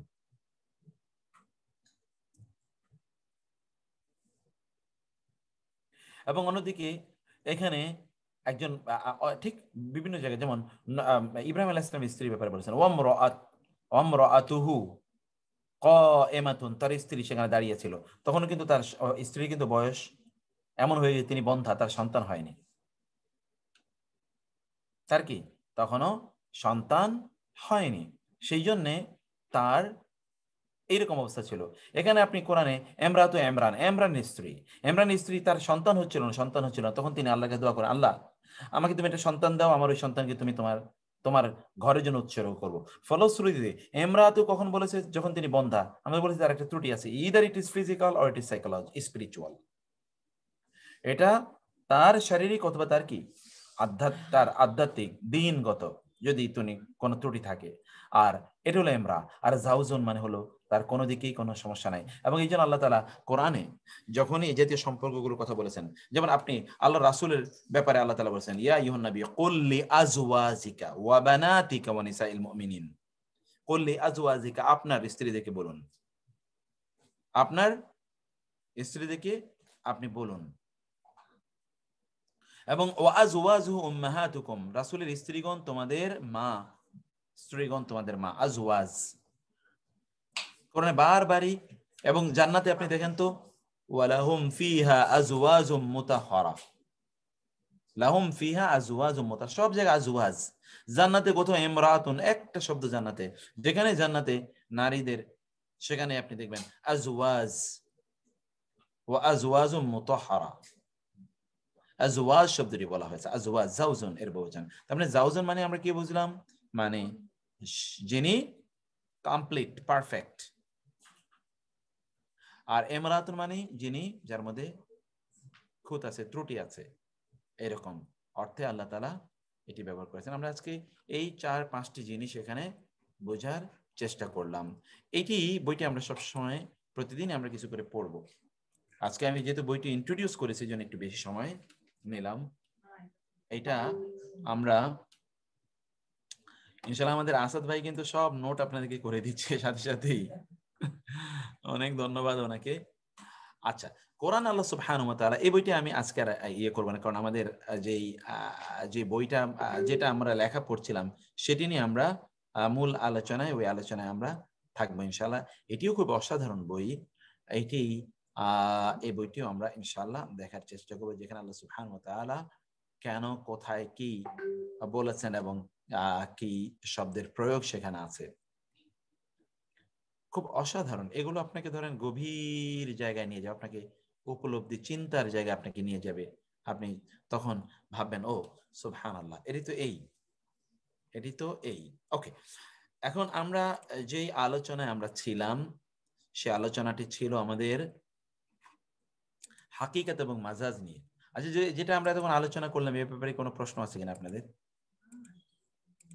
কোনো প্রশ্ন থাকলে বা এই ব্যাপারে কোনো মন্তব্য থাকলে আমরা একটু এটা শুনে তারপর আমরা পরবর্তী আলোচনায় যাই। কেউ কিছু বলবেন? আর যেখানে বইটার আলোচনা স্যার, আসসালামু আলাইকুম। আসসালামু আলাইকুম। যেখানে স্যার আলোচনা খুবই হলফ এবং কসম বলা হয়েছে, তো স্যার আমরা তো এই যে এখন আদালতে আমি হলফ করিয়া বলিতেছি যে এই, তাইলে তো স্যার দ্বারা সচেতন মিথ্যা কথাটাই হলফ করতেছি স্যার। এবং ইন্টারেস্টিং দেখেন এই যে আমরা যখন বলি আল হালাফু বিগাইরিল্লাহ, আল্লাহ ছাড়া অন্য কারো নামে শপথ, তার মানে শপথটার মধ্যে ত্রুটি আছে। যে আমরা হলফনামা টামা এগুলোর মধ্যে বিভিন্ন ধরনের ত্রুটি বিচ্ছুতি আছে, তারপরেও কোরআনের শব্দ তো না, তারপরেও তো এই জন্য তো ইমরাতুনটা বুঝতে পেরেছি আজকে ভালো মতো। স্যার এই বইটা পুরোটা পড়তে চাই। স্যার আসসালামু আলাইকুম স্যার। প্রত্যেকদিন স্যার এটা ভালো প্রতিদিন পড়বেন স্যার, এটা রেগুলার করবেন স্যার। করবেন। আজকের বইটা খুবই অনেক ভালো ভালো লাগছে। আলহামদুলিল্লাহ। আচ্ছা, ঠিক আছে, ইনশাআল্লাহ। খুবই ভালো লাগছে। অনেক ভালো লাগছে। আসসালামু আলাইকুম স্যার। ওয়ালাইকুম আসসালাম। আরেকটা শপথ আছে স্যার, আইমানাকুম, ওই শপথের মানে আইমান, কি স্যার? ইয়ামিন, ওইটা পড়বো, এই বইতেই পড়বো এটা ইনশাআল্লাহ। আইমান হচ্ছে শপথ। ইয়ামিন ইয়ামিন ইয়ামিন, স্যার এটা এই বইতে সাহেব বলছে এই বইটাই সবসময় শুনি এখন, এত ভালো লাগছে। স্যার ইয়ামিন মানে ইয়ামিন মানে ডানপন্থী। ইয়ামিন মানে ডান, ইয়ামিন মানে শপথ, ইয়ামিনের শপথ অর্থ আছে। তো আমরা সেটা আলোচনা করব, আজকে আর এই বিষয়ে আমরা আলোচনা করতে চাই না। আচ্ছা স্যার, এটা আজকের ক্লাসটা খুব ভালো হয়েছে স্যার, সুন্দর হয়েছে এটা। আমরা কন্টিনিউ করতে স্যার চাই। এই বই পড়বেন। অনেক ভালো লাগছে, অনেক ভালো লাগছে। আলহামদুলিল্লাহ এটা স্যার, এটা মজার বিষয় স্যার, আজকেরটা বেশ মজার বিষয়। মানে পাঠ্যগুলো বুঝতে পেরে মানে খুব কারো ভালো স্যার লাগছে। একঘেয়েমি লাগবে না স্যার, মজা করে সবাই এটা শুনবে স্যার। জি জি, এটা অসাধারণ অসাধারণ বই আমাদেরকে উপহার দিচ্ছেন স্যার। জি স্যার। জাযাকাল্লাহ খাইরান স্যার। জাযাকাল্লাহ। আসসালামু আলাইকুম স্যার। স্যার মারিয়াম আলাইহিস সালাম সম্পর্কে কিছু বলা হয়েছে কি? ইমরান না না, মারিয়াম আলাইহিস সালাম সম্পর্কে কোন, মারিয়ামের তো কোনো স্বামী নাই, কেমনে স্ত্রী বলবে? জি স্যার, এখানে তো বলার কোনো ইয়ে তাহলে নেই। এখানে ইমরাতুন বলা হয়েছে ওনাকে? না না, মারিয়ামের নাম কিছুই বলা হয় নাই। মারিয়ামের নাম মারিয়াম বলা হয়েছে। মারিয়ামের তো কোনো স্বামী ছিল না, তার কি হবে? কোরআনে একজন মাত্র নারীর নাম এসেছে, একজন মাত্র নারীর নাম, তার নাম হলো মারিয়াম। নাম অনেক নারীদের কথা উল্লেখিত হয়েছে, কিন্তু কারো নাম নাই, একজন মাত্র নারীর নাম আছে, তার নাম হলো মারিয়াম। নূহ আলাইহিস সালাম আর আজকে ডিফারেন্সটা এত ভালো, এত পছন্দ হয়েছে আমার, কিন্তু নাম বলে নাই আমাদের স্ত্রীদের। ডিফারেন্সটা মানে ইসলামের মাতা বলা হয়েছে। জি জি, ইসলামের মাতা হিসেবে বলা হয়েছে। ঈসা আলাইহিস সালামের মাতা উম্মুহু সিদ্দিকা, এটা কোরআন আছে, উম্মুহু তার মা, অথবা উম্মে মারিয়াম, উম্মু ঈসা, এটা সেটা। অতএব এমনি মাতা ঈসা ইবনে মারিয়াম, জি, ঈসা ইবনে মারিয়াম বলা হয়েছে। মালয়েশিয়ার শুধু নাম এসেছে, ঠিক আছে। আসসালামু আলাইকুম। ওয়ালাইকুম সালাম। জি, আমার মনে হয় এখানে খুশবুদুকে একটু বলা একটা কি বাদ হয়ে গেল, জানি না, মনে হয় একটা বাদ দিয়েছি আমি, একটু সহজগুলো দিয়ে শুরু করছি, তো একটু জটিল পরে যাই। আমি ভাবলাম একটা কি শুনতে পারলাম না, এত ভালো লাগছিল। এটা তারান্নুম আপা, এটা ইয়ে করবো ইনশাআল্লাহ। স্যার এটার উপর কি কোনো শীট দেওয়া হবে?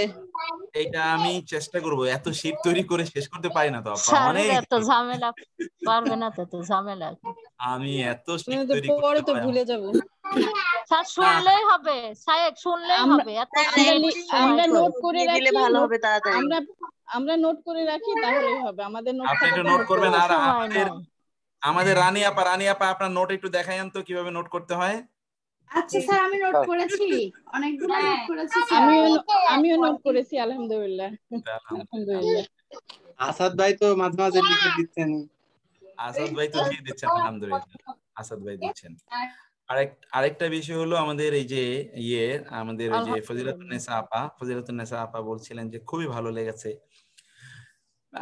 কোরআনে। এটাই হলো কোরআনে এই যে মজেজা গুলো, তো বিভিন্ন ধরনের, আমরা এরকম বিভিন্ন টাইপের একটু মজেজা গুলো ধীরে ধীরে ধীরে ধীরে আস্তে আস্তে, এখানে 1000 কোয়েশ্চেন, 1000 ইস্যু আছে, এরকম 1000 ইস্যু আমরা বিভিন্ন ভাবে আমাদের লম্বা সময় ধরে আমরা এগুলো পড়বো। আরেকটু বইটা যদি আরেকটু চলতি হয়ে যায় ধীরে ধীরে ইনশাআল্লাহ, তাহলে আরো পারবেন ইনশাআল্লাহ, আরো সহজ হয়ে যাবে।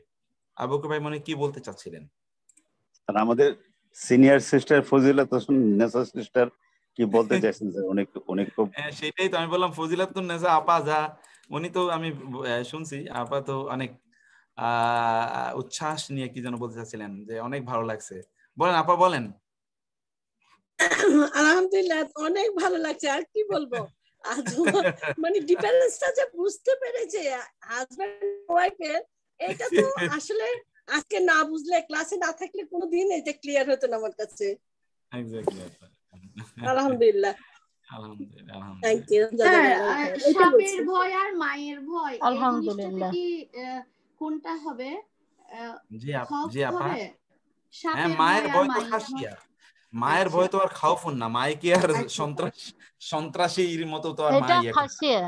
খাসিয়া। জি, ভালোবাসা। সাপের ভয় হচ্ছে খাউফুন, সাপের ভয় হলো খাউফুন। এই জন্য দেখবেন কোরআনে যেখানে মুসা আলাইহিস সালামের সাপের কথা আলোচনা করি সব জায়গায় খাউফুন আছে, খাউফুন। ইয়া মুসা লা তাখাফ, হে মুসা ভয় পেও না, ওখানে খাউফুন আছে। জি জি স্যার, বুঝতে পেরেছি, আলহামদুলিল্লাহ স্যার। ওকে, ইনশাআল্লাহ তাহলে আমরা একটু পরবর্তী আলোচনায় যাই। পরের আলোচনাটা আমরা করি।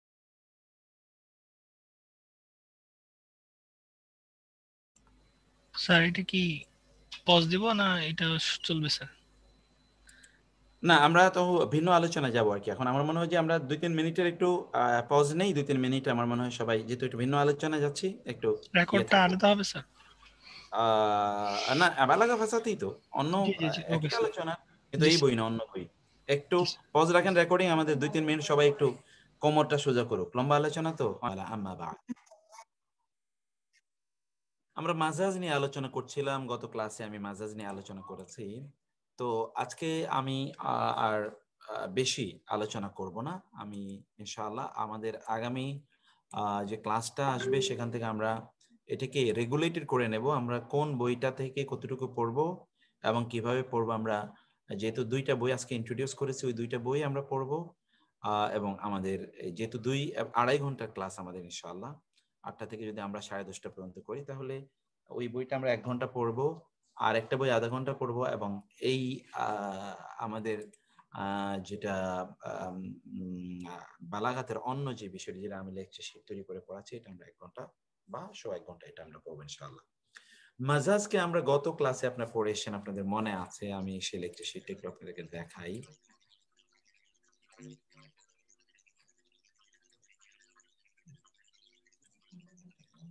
Just 1 minute, আমরা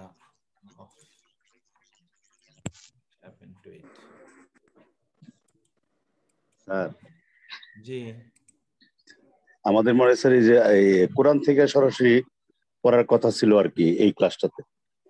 কোরআন থেকে পড়বো, সব কোরআন থেকে। একটু সামনে কিছুক্ষণ একটু এগিয়ে তারপর আমরা কোরআনে চলে যাব ইনশাআল্লাহ, যেন কোরআনে ধরে ধরে ধরে ধরে আমরা ওই বালাগাত ফাসাহাতটা পড়তে পারি ইনশাআল্লাহ। এটা স্যার বলছিলেন যে এই সবগুলা ইয়ার সাথেই আমরা 20-25 মিনিট আমরা কোরআন পড়বো। তো এটা যদি ঠিক আছে, মানে ঠিক আছে, তাহলে আমরা একটা কাজ করি, উদাহরণগুলো আমরা সরাসরি কোরআন থেকে পড়বো। ওকে, তাহলে আমরা একটা কাজ করি, শেষের 20 মিনিট কমপক্ষে আমরা একেবারে সরাসরি কোরআনে চলে যাব প্রতিদিন। এভাবে আমরা আমাদের টাইমিং গুলোকে আমরা সাজিয়ে নেব। 8টা থেকে আমাদের সালাতের ব্রেকের আগ পর্যন্ত আমরা ইনশাআল্লাহ যে বইটা আজকে শুরু করলাম এই বইটা পড়বো। তারপরে সালাতের ব্রেক থেকে এসে আমরা আরেকটা বই দেখিয়েছি, সেই বইটা পড়বো। তারপরে ইনশাআল্লাহ আমরা কমপক্ষে 1 ঘন্টা আমরা আমাদের লেকচার শিট, এবং পরবর্তীতে 20 মিনিট আমরা করবো, যেন 10:30টার মধ্যে আমাদের ক্লাসটা শেষ হয়ে যায় ইনশাআল্লাহ, সর্বোচ্চ 10:30। আরেকটা জিনিস স্যার আপনি বিবেচনা নেওয়ার জন্য বলছিলেন যে এই ক্লাসটা যদি আরেকদিন যদি আরেকটু নেওয়া যায় আর কি, 2 দিন অন্তত। ঠিক আছে, আমরা আপাতত একটু কিছুদিন এভাবে একটু আগে আর একটু একটা ডেট আমরা বের করে নেবো, যেখানে কমপক্ষে 1-1.5 ঘন্টা আমরা এটা আলোচনা করবো ইনশাআল্লাহ। এখন তো স্যার সবার বালাগা ভাষার প্রতি চরম আগ্রহ তৈরি হয়ে গেছে, ভয়টা কেটে গেছে আর কি। আলহামদুলিল্লাহ, আলহামদুলিল্লাহ। ঠিক আছে, এই যে হাকিকাত মাজাজের গত ক্লাসে আমরা করছিলাম, আসলে বিকাল 4টা থেকে আমাদের ওই যে ডিপ্লোমার কি বলে আমাদের প্রফেশনাল কোর্সের ক্লাস থাকে, তো বিকাল 4টা থেকে করতে পারবো। আমাকে অনেকে মেসেজ পাঠাচ্ছেন যে বিকাল 4টা থেকে আমরা এই ক্লাসটা করতে পারি কিনা। এখন আপাতত সম্ভব না, পরে আমরা এটা নিয়ে আলোচনা করবো আর কি ইনশাআল্লাহ। বালাগা ফাসাহাতের ক্ষেত্রে আমরা বলেছিলাম যে হাকিকাত শব্দটি তার মূল অর্থে ব্যবহৃত হওয়া এবং শব্দটি তার মূল অর্থে ব্যবহৃত না হওয়া। যেমন আমরা গত ক্লাসে বলেছিলাম যে শব্দটি মূল অর্থে ব্যবহৃত না হয়ে মাজাজি অর্থাৎ রূপক অর্থে, যেটাকে আমরা ফিগারেটিভ বলেছিলাম, ফিগারেটিভ অর্থে সেটি ব্যবহৃত হয়। এই ফিগারেটিভ অর্থে ব্যবহৃত হওয়ার বেশ কিছু সিস্টেম আমরা বলেছি এই ক্ষেত্রে ফিগারেটিভ ক্ষেত্রে যে ব্যবহৃত একটা হলো আল মাজাজুল মুরসাল। আল মাজাজুল মুরসাল, মুরসাল অর্থে এটি মুরসাল অর্থে এটি মাজাজ। মুরসাল অর্থে এটি মাজাজ। কিভাবে এটি মুরসাল মাজাজ সেটি আমরা আলোচনা করেছি। মুরসাল মানে হলো আসল অর্থের পরিবর্তে রূপক অর্থে ব্যবহৃত এবং বাস্তব রূপক অর্থের মধ্যে তাসবিহ ব্যতীত অন্য আরেকটি সম্পর্ক থাকবে। তাসবিহ তো আছেই, কিন্তু এর বাইরে তুলনার বাইরেও আরেকটি সম্পর্ক থাকবে। যেমন আলহামদু, এটি প্রশংসা, কিন্তু এটি আসলে সূরাতুল ফাতিহাকেও বলা হয়। মেঘ নেমেছে, মেঘের সাথে আসলে বৃষ্টির তুলনা, মানে মেঘ থেকে তো বৃষ্টি আসে সেটি, কিন্তু মেঘ বলে বৃষ্টিকে বোঝানো, এমন অনেকগুলো বিষয় আমরা বলেছি। কেন এই সকল মাজাজ কেন ব্যবহার করা, আমরা বলেছিলাম 28টি কারণ আছে। তবে আমরা 7টি কারণ এখানে উল্লেখ করেছিলাম, যেটি হলো মাজাজ আল মুরসাল। মাজাজ আল মুরসাল আজকে আমরা আলোচনা করব। এখানে কিন্তু মাজাজ আল মুরসাল কিন্তু আমরা থেকেই সরাসরি নিয়ে নিচ্ছি, শব্দ থেকেই কিন্তু আমরা সরাসরি নিয়ে নিচ্ছি, এবং ওইখানে একটা তুলনার কিন্তু একটা রিলেশন আছে। কিন্তু মাজাজ আকলি যেটা, এটা আসলে বুদ্ধি দিয়ে আপনাকে নিতে হবে, ওইখানে তুলনার কিছুই নাই। মাজাজ আল আকলি যেটি, ওইখানে তুলনার কিছুই নাই, বরং আপনি বুদ্ধি দিয়ে জিনিসটাকে বুঝবেন। যেমন এখানে মাজাজ আকলি, এটি দ্বিতীয় প্রকারের মাজাজ, যা কোনো তুলনাকে আশ্রয় করে তৈরি হয় না। মাজাজ আকলি হলো কোনো শব্দ বা বাক্যাংশ এমন কিছুর সাথে সম্পৃক্ত হওয়া যার সাথে এর কোনো সরাসরি সম্পর্ক নেই। এখানে যেহেতু কোনো তুলনা নেই, তাই এটিকে ইস্তেআরাও বলা যায় না।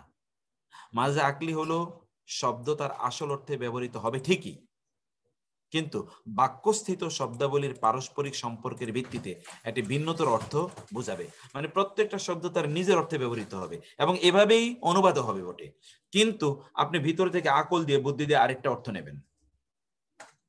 আপনি বাহ্যত যে অর্থটা দেখছেন, বাহ্যত কিন্তু এই অর্থে না, আপনি ভিতর থেকে নেবেন। যেমন আমরা মাজাজে মুরসালে দেখেছি, আপনি বলেছেন আল্লাহ আসমান থেকে তিনি রিজিক নাজিল করেছেন। আসমান থেকে কি তিনি রিজিক নাজিল করেছেন। এই রিজিক মানে এর সাথে বৃষ্টির সাথে আমরা কি একটা তাসবিহ দেখছি, তাসবিহ। রিজিকও একটা বৃষ্টি, আবার এমনে জমিনে যে ফসল হয় সেটাও একটা কি আবার ওটি কারণ রিজিকের কারণে, মানে বৃষ্টির কারণে এখানে রিজিক তৈরি হয়, এরকম কারণে অথবা অন্যান্য কিছু সিচুয়েশনের উপর ভিত্তি করে আপনি মাজাজে মুরসাল দেখেছেন। কিন্তু মাজাজে আকলিটা হলো একটু ভিন্ন বিষয়। কিরকম ভিন্ন? মাজাজ আকলি যেমন ধরুন এখানে আল্লাহ তাআলা বলেছেন যেমন এখানে একটা বাক্য আছে, বানাল আমিরুল মাদিনাতা, প্রিন্স শহরটি নির্মাণ করেছে। প্রিন্স শহরটি নির্মাণ করেছে। আসলে প্রিন্স কি শহর বানাইছে? শহরকে বানায়। এখানে সবগুলো শব্দ কিন্তু তার নিজের অর্থে ব্যবহৃত। বানা মানে বানিয়েছে, আমির মানে প্রিন্স, মাদিনা মানে শহর, সবগুলো তার নিজের অর্থে ব্যবহৃত। আমরা কিন্তু ভিন্ন অর্থ এখানে নিই না, কিন্তু ভিতরে আপনার একটা রূপক অর্থের ধারণা আপনার মধ্যে তৈরি হয়। সেটি কি? এখানে বানিয়েছে, প্রিন্স, শহর সবগুলো হাকিকত এবং আসল অর্থে ব্যবহৃত হয়েছে, কিন্তু বানানোর সম্পর্ক প্রিন্সের দিকে রূপক অর্থে এসেছে। কারণ প্রিন্স আসলে শহরটি বানায় না, শহরটি বানাইছে কে? কনস্ট্রাক্টর, রাজমিস্ত্রি, ইঞ্জিনিয়ার ইত্যাদিকে তিনি নিয়োগ করেছেন, যারা এই কাজটি তার জন্য করে দিয়েছে। অতএব আপনি যখন বলবেন প্রিন্স শহরটি বানিয়েছে, তখন আক্ষরিক অর্থে প্রিন্স বানিয়েছে এটা আপনি মিন করেন না, এবং যারা বুঝে তারাও কিন্তু আক্ষরিক অর্থে এটা মিন করে না। আপনি বলবেন এটা জানা কেন দরকার? এটি জানা এই জন্য দরকার কারণ কোরআনের বহু বক্তব্য আছে, যে বক্তব্য থেকে আপনি সরাসরি যা বলেছে এটি আপনি নিতে পারেন না, কারণ ওইখানে একটা রূপক অর্থ আছে। এটা না নিলে, আপনি সরাসরি এটা নিলে তাইলে আপনি বিপদে পড়ে যাবেন, মানে আপনি সেখান থেকে আরেক কিছুই খুঁজে পাবেন না। আপনাকে নিতে হবে আক্ষরিক অর্থ, আপনি না নিয়ে আপনাকে নিতে হবে এরকম মাজাজি অর্থ। এখানে যেমন এখানে আমরা দেখলাম আরেকটা বাক্য আরবদের, নাহারুজ জাহিদি সাইমুন ওয়ালাইলুহু কাইমুন। নাহারুজ জাহিদ, একজন জাহেদ, জাহেদ মানে হলো যে দিনদার, জাহেদ অর্থাৎ আবেদ।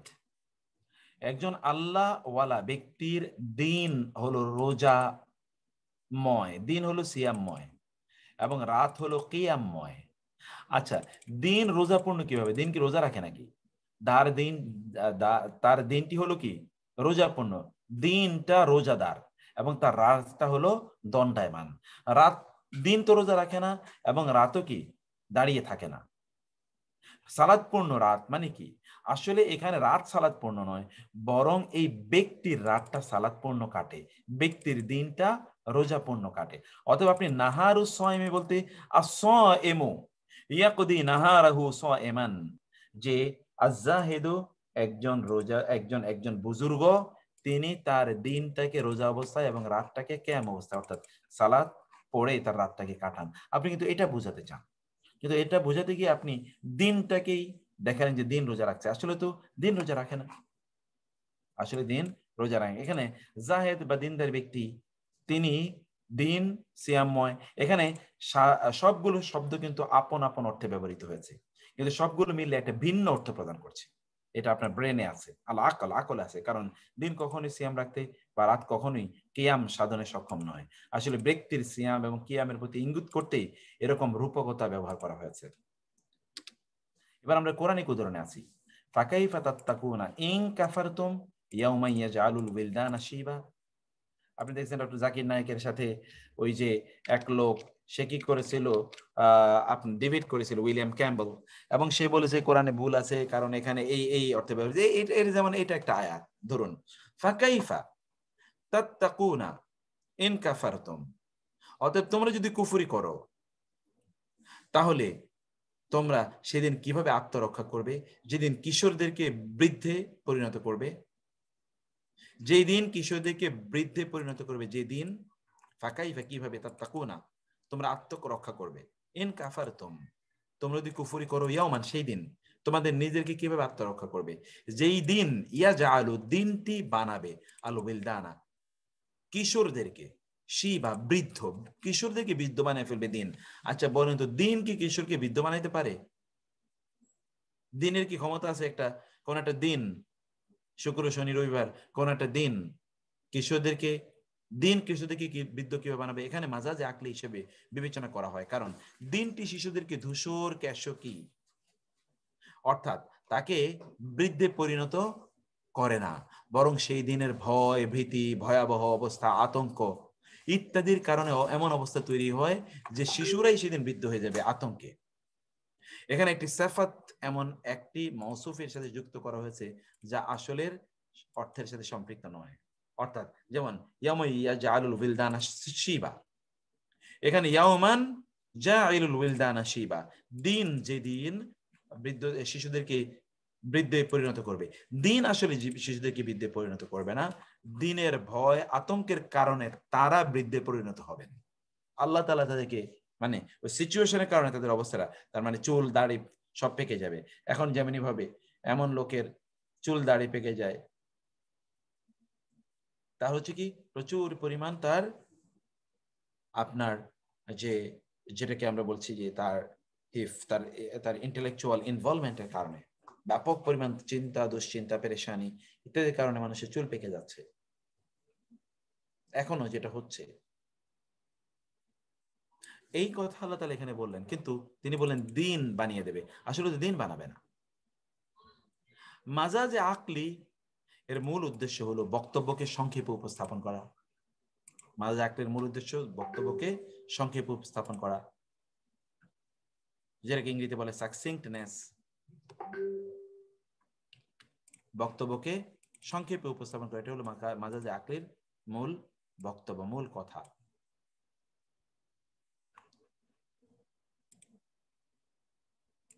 মাজাজ আকলি এর জন্য বাক্যে একটি ইঙ্গিত থাকতে হয়, যাকে কারিনা, ইঙ্গিত বা নির্দেশ বলে। কারিনা মাজাজে আকলি বোঝানোর জন্য বাক্যের মধ্যে কিছু একটা ইঙ্গিত থাকা লাগে। যেমন এখানে আপনি দেখলেন ইয়াউমান দিনটি, কারণ কি ইয়াউম ফাকাইফা ইন কাফাতুম ইয়াজআলুল বিলদানা শিবা, ওই দিনটি শিশুদেরকে বৃদ্ধে পরিণত করবে, মানে দিনের একটা ভয়াবহতা বোঝাচ্ছে, একটা ইঙ্গিতের মধ্যে থেকে যাচ্ছে। এখানে আপনি দেখবেন কোরআনে আছে ওয়া ইলা মাদিয়ানা আখাহুম শুআইবা, আর মিদিয়ানে আমরা পাঠিয়েছি তাদের ভাই শুআইবকে। ওয়া ইলা মিদিয়ানা আখাহুম ওয়া ইলা মাদিয়ানা আখাহুম শুআইবা, আমরা মাদায়েনে পাঠিয়েছিলাম তাদের ভাই শুআইবকে।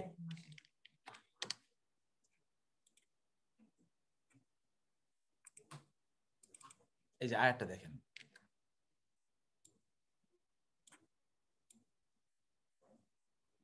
ওয়া ইলা মাদিয়ানা, এবং মাদিয়ানে আখাহুম তাদের ভাই শুআইবা, শুআইবকে পাঠিয়েছিলাম।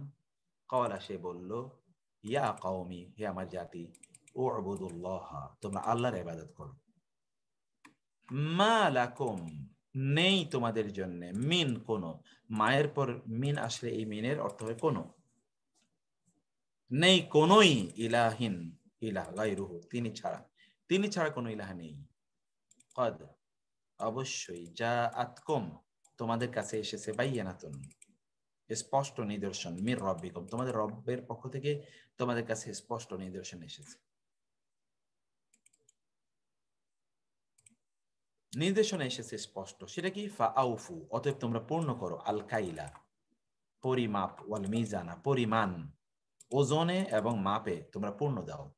ওয়ালা তাবখাসুন নাসা আশিয়াআহুম, এবং তোমরা মানুষদেরকে তাদের পণ্যগুলো কম দিও না। তোমরা মানুষদেরকে তাদের পণ্যগুলো কম দিও না।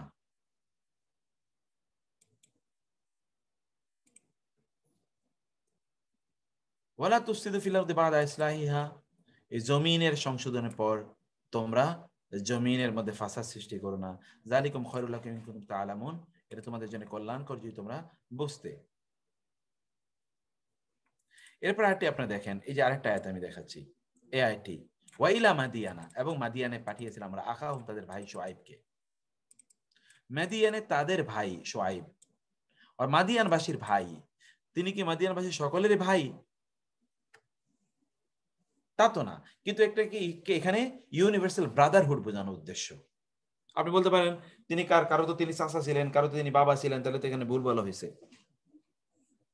আপনি you have to understand the language, যে ব্রাদারহুড, ইউনিভার্সাল ব্রাদারহুড, তাদের ভাই, এক নম্বর। দুই নম্বর, যখন তাদের ভাই বলা হয় তখন এটা একটা কম্প্যাশন, একটা ভালোবাসার কথা থাকে। তোমাদেরই তো ভাই, আরে ভাই তোমারই তো ভাই, তো তুমি কার কথা বলছো? তোমার ভাই তোমার পক্ষে বলবে না, আপনি এরকম বলেন না, ভাই তোমারই তো ভাই, তোমারই তো আত্মীয়। এমন একটা কম্প্যাশন, ভালোবাসা বোঝানোর জন্য।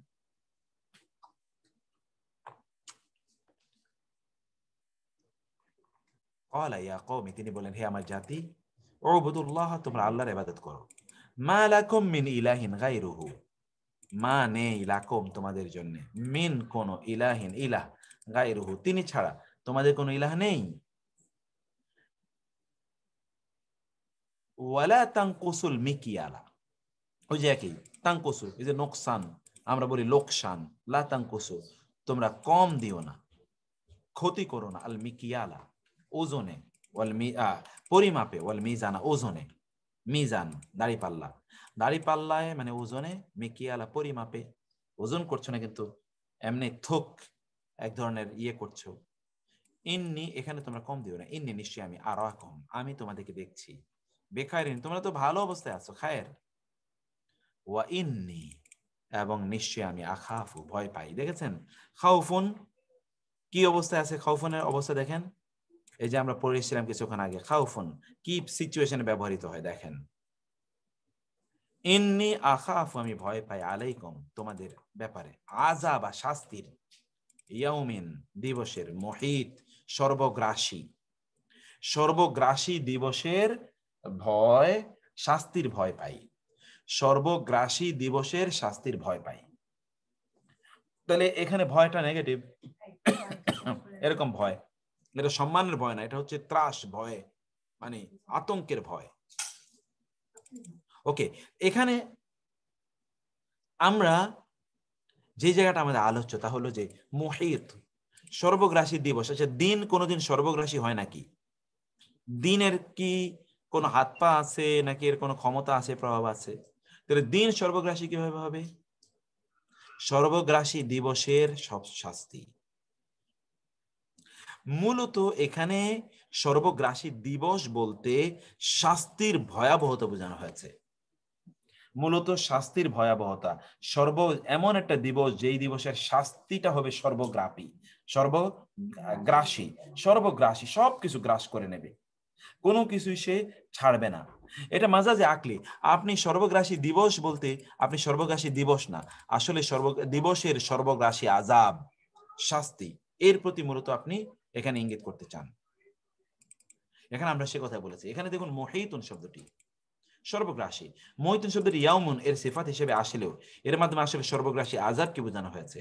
এখানে ইঙ্গিত হলো আযাব শব্দটি এর প্রতি সম্পৃক্ত করা, মানে এখানে আযাব শব্দটি আছে। এই জন্য আমরা বলেছিলাম যে বাক্যের মধ্যে কি থাকবে, একটা ইঙ্গিত।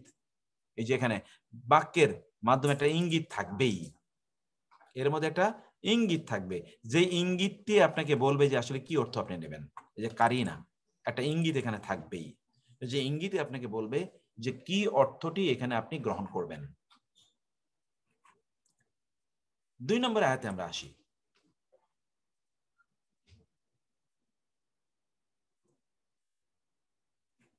ইন্নামাল মুমিনুনা আল্লাযীনা আমানু বিল্লাহি ওয়া রাসূলিহি। আমি আপনাদেরকে আবার কোরআনে নিয়ে যাই।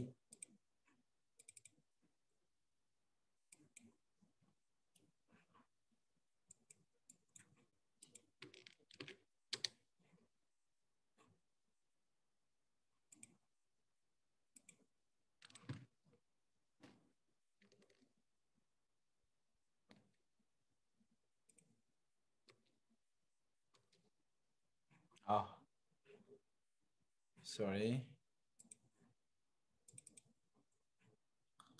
এইটা হচ্ছে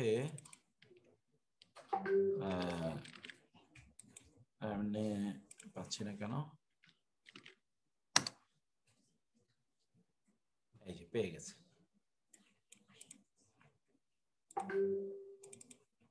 ইন্নামাল মুমিনুনা, নিশ্চয়ই কেবলই মোমেন তারা, আল্লাযীনা যারা আমানু ঈমান এনেছে বিল্লাহি আল্লাহর প্রতি, ওয়া রাসূলি এবং তার রাসূলের প্রতি, ওয়া এবং ইদা যখন, কেন তারা থাকে, মাহু তার সাথে, আলা বিষয়ে, আমরিন কিছু, জামিইন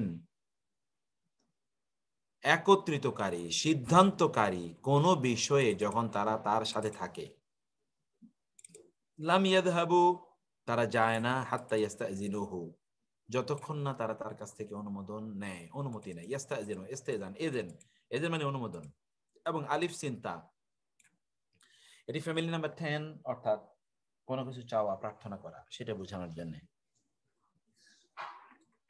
ইন্নাল্লাযীনা, নিশ্চয় যারা, ইয়াস্তাযিনুকা, এই যে ইস্তাআযানা ইয়াস্তাযিনু কা, আপনার কাছে, যারা আপনার কাছে অনুমতি চায়, উলাইকা উহারাই, আল্লাযীনা যারা, ইউমিনুনা ঈমান আনে বিল্লাহি আল্লাহর প্রতি, ওয়া রাসূলিহি এবং তার রাসূলের প্রতি।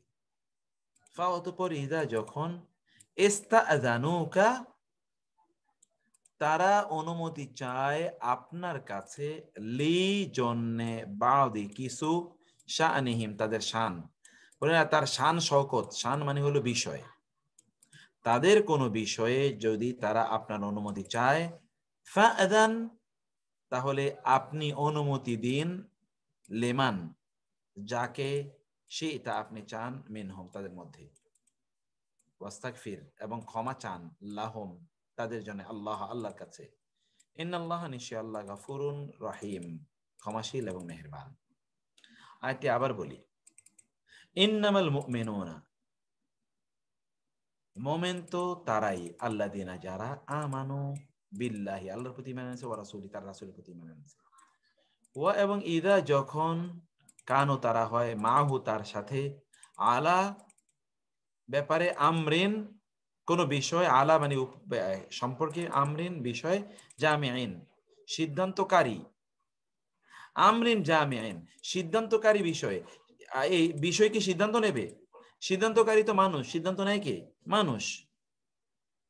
কিন্তু এখানে বলা হলো আলা আমরিন জামিইন সিদ্ধান্তকারী, একত্রিতকারী কোন বিষয়। কেউ তো একত্রিত করার জন্য তার মানুষ লাগবে অথবা কোনো প্রাণী লাগবে, কিন্তু এখানে তো এরকম কিছু নাই, বলে আলা আমরিন জামিইন, মানে কোন সিদ্ধান্তকারী যদি হতো সিদ্ধান্তকৃত অথবা সিদ্ধান্ত গ্রহণীয় কোনো বিষয়, এর মধ্যে যদি বলা হতো তাহলে নো প্রবলেম। বলা হচ্ছে আলা আমরিন জামিইন, আপনি তো জানেন, জামিউন ইন্নাকা জামিউন নাস লিয়াউমিল লা রাইবা ফি, হে আল্লাহ আপনি মানুষকে একত্রিতকারী কিয়ামতের দিন, আপনি মানুষকে একত্রিতকারী। তাইলে এমন একটা বিষয়, একত্রিতকারী কোনো বিষয়ে, জমায়েতকারী কোনো বিষয়ে, তো বিষয় তো জমায়েতকারী না আসলে, তাহলে এখানে আসলে কি? এখানে আপনি আসলে ইঙ্গিতমূলক অর্থ আপনি গ্রহণ করবেন যে জামিআইন। এখানে আমরা কি এখানে জামিআইন শব্দটি মাজাজ আকলি, কারণ দিবস কখনোই কাউকে একত্রিত করতে পারে না, একত্রিত করতে পারে না। দিবস উপলক্ষে লোকেরা একত্রিত হয়। আসলে ঘটনাটা কি? ঘটনা হলো ইমাম মালিক রাহিমাহুল্লাহ তিনি বলেন এই আয়াতটি খন্দকের যুদ্ধের পর মুনাফিকদের ব্যাপারে নাজিল হয়েছে। তারা খন্দকের যুদ্ধে মিথ্যা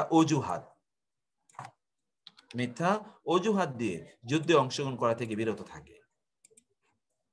অতএব আসলে কি এখানে একটা সিদ্ধান্তের বিষয় ছিল, যে বিষয়ে আপনারা সিদ্ধান্ত নেবেন। মিন আলা আমরিন যি জামিআইন মূলত ছিল এমন একটি বিষয়ে, যেই বিষয়ে আপনাদেরকে সিদ্ধান্ত নিতে হবে। এমন কোন বিষয়ে আপনার কাছে যদি মোমেনরা এসে আপনার কাছে অনুমতি চায় যে আমরা এই কারণে এখানে থাকতে পারছি না, যুদ্ধে অংশগ্রহণ করতে পারছি না, then you can give them permission. কিন্তু একদল লোক যুদ্ধে তারা অংশগ্রহণ করবে না, অথচ এটা একটা সিদ্ধান্তকারী একটা জিনিস ছিল। আর Amrin জামিআইন, it was like something which will ultimately decide the fate.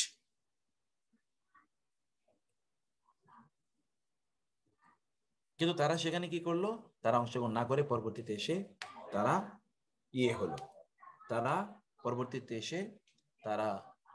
তারা অজুহাত দিল তারা। এখানে আমরা মাঝে মাঝে আকলির একটা ব্যবহার দেখি, মানে আপনি আকল দিয়ে বুঝে নিতে হবে যে না এটা দিয়ে ওটা বোঝানো হচ্ছে। 3 নম্বর উদাহরণে আসি আমরা।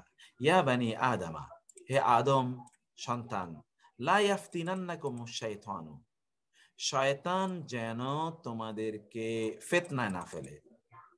কামা যেমনি ভাবে আখরাজা বের করে দিয়েছেন আবওয়াইকুম তোমাদের পিতা মাতাকে, মিনাল জান্নাতি জান্নাত থেকে, আদম এবং হাওয়াকে বের করে দিয়েছে কে? শয়তান। ইয়ানজিউ সে খুলে নিয়েছিল আনহুমা তাদের থেকে, লেবাসাহুমা তাদের পোশাক, লিউরিয়াহুমা যেন সে দেখাতে পারে, সাওআতিহিমা তাদের উভয়কে তাদের লজ্জাস্থান, ইন্নাহু ইয়ারাকুম হুয়া ওয়া কাবিলুহু নিশ্চয়ই সে ইয়ারাকুম তোমাদেরকে দেখে, হুয়া সে নিজে, ওয়া কাবিলুহু এবং তার দলবল, শয়তানের দলবল তোমাদেরকে দেখতে পায়, মিন হাইসু লা তারাউনাহুম এমন জায়গা থেকে যেখানে তোমরা তাদেরকে দেখতে পাও না। শয়তান তোমার আশপাশে থাকে, তুমি দেখতে পাও না, বাট তারা তোমাকে দেখতে পায়। ইন্না নিশ্চয়ই আমরা জাআলনা বানিয়েছি আশ-শায়াতিনা শয়তানদেরকে আউলিয়া বন্ধু, লিল্লাযিনা তাদের জন্য, লা ইউমিনুন যারা ঈমান আনে না। এখন দেখেন তো গোটা আলোচনাটাতে কি আছে? কামা আখরাজা আবওয়াইকুম মিনাল জান্নাতি, জান্নাত থেকে শয়তান তোমাদেরকে বের করে দিয়েছে। আচ্ছা শয়তান বের করলো কোথা থেকে? শয়তান তো বের করে নাই। শয়তান করুন কি করেছে? বের হওয়ার তারা যেন বহিষ্কৃত হয় এরকম একটা অবস্থা তৈরি করেছে। কিন্তু আল্লাহ বলেন কামা আখরাজা সরাসরি বের করে দিয়েছে। আসলে মাঝে মাঝে আকলি দিয়ে আপনি বুঝবেন সে বের করে না, বের করার মতো একটা সিচুয়েশন সে তৈরি করেছে। তারা ফল খেয়েছেন, এই জন্য আল্লাহ বললেন যে এ বেতু মিসরান এ বেতু মিনহা জামিয়া, জান্নাত থেকে বের হয়ে যাও। ইয়ানজিউ সে খুলে ফেলেছে, নাজা ইয়ানজিউ আনহুমা তাদের উভয় থেকে, লেবাসাহুমা তাদের লেবাস, মানে জান্নাতে আদম এবং হাওয়া আলাইহিমা সালাতু ওয়াসসালাম তাদের জান্নাতি পোশাক পরা ছিলেন। যখনই তারা ওই গাছের ফল খেলেন, তখনই তাদের পোশাকগুলো তাদের কাছ থেকে খুলে যায়। অথচ আল্লাহ কি বললেন? শয়তান খুলে নিয়েছে তাদের কাছ থেকে তাদের পোশাক। শয়তান কি খুলে নিছে? শয়তান খুলে যাওয়ার প্রেক্ষাপট তৈরি করেছে। ফলে তারা যখনই নিষিদ্ধ গাছের ফল খেলো তখন তাদের পোশাক ঝরে পড়ে গেল। এবং শয়তান কি বলছে? আল্লাহ তাআলা কি বলছেন? লিউরিয়াহুমা সাওআতিহিমা, সাওআতি মানে হচ্ছে লজ্জাস্থান, যেন তারা উভয়ে তাদের লজ্জাস্থান দেখতে পায়। তারা উভয়ে যেন তাদের লজ্জাস্থান দেখতে পায়। দেখেন এটা কোরআনের একটা ভিন্ন রচনাশৈলী। আমি কোরআন এই জন্য পড়লে বেশিক্ষণ আগাতে পারি না। সুবহানাল্লাহ। আল্লাহ তাআলা বললেন তারা যেন উভয়ে তাদের লজ্জাস্থান দেখতে পায়। আল্লাহ তাআলা কিন্তু বলেননি তারা উভয় যেন একজন আরেকজনের লজ্জাস্থান দেখতে পায়। ঈশ্বরে আপনি হ্যাভ ইউ আন্ডারস্টুড ইট?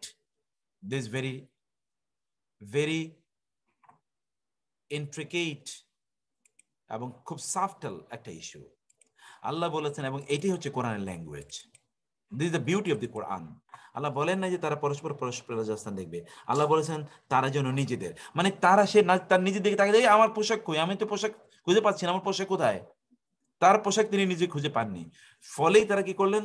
ওই জান্নাতের গাছের কাপড় মানে পাতা খুলে তারপরে পাতা ছিঁড়ে নিয়ে তারা তাদের লজ্জাস্থান ঢাকা শুরু করলেন। এখানে এইটা হলো একটা ইস্যু, আমি সেই ইস্যু এখানে আমার আলোচনার বিষয়, এটা কোরআনের এই মুজিজা, এটা নিয়ে আমরা অন্য সময় আলোচনা করব। কিন্তু এখানে আল্লাহ তাআলা কি বললেন, ইয়ানজিউ আনহুমা লিবাসাহুমা, শয়তান তাদের পোশাক খুলে নেওয়ার জন্য। আসলে কি শয়তান পোশাক খুলে নিছে? না, শয়তান প্রেক্ষাপট তৈরি করেছে। লিউরিয়াহুমা সাওআতিহিমা, যেন তাদেরকে শয়তান দেখাতে পারে তাদের লজ্জাস্থানগুলো। শয়তান দেখাবে কিভাবে? শয়তানের কি ক্ষমতা আছে দেখানোর? শয়তান কি ওখানে বলছে না, শয়তান সিচুয়েশন তৈরি করেছে, their dresses are dropped and they are unstripped, meaning they are unclothed and undressed, and now they can see their own, not they can see each other. তারা একজন আরেকজনের লজ্জাস্থান দিতে পারে তা কিন্তু নয়, they can see their own। এবং এই জন্য আমি অনুবাদ করেছি যেন তাদের জন্য তাদের লজ্জাস্থানগুলো কে উন্মুক্ত করে দিতে পারে। নিঃসন্দেহে সে তোমাদেরকে দেখে, তোমরা তাদেরকে দেখো না। আমি এখানে বলেছি শয়তান পোশাক খুলে ফেলেছে, এটাকে ফেলাকে মাজাজে আকলি হিসেবে উল্লেখ করা হয়েছে। শয়তান তাদের জান্নাত থেকে বহিষ্কার করা, তাদের পোশাক খুলে ফেলা এবং তাদের স্বীয় পোশাক দেখানো কে মাজাজে আকলি হিসেবে এখানে এই জিনিসটা মাজাজে আকলি হিসেবে ব্যবহৃত হয়েছে।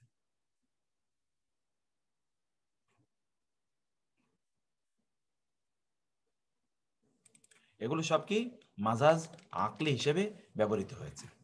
আমরা বলেছিলাম যে এখানে একটা কারিনা থাকে, যে কারিনার কারণে মূলত আপনি বুঝতে পারবেন যে এখানে আসলে ঘটেছে কি, কারিনাটা কি।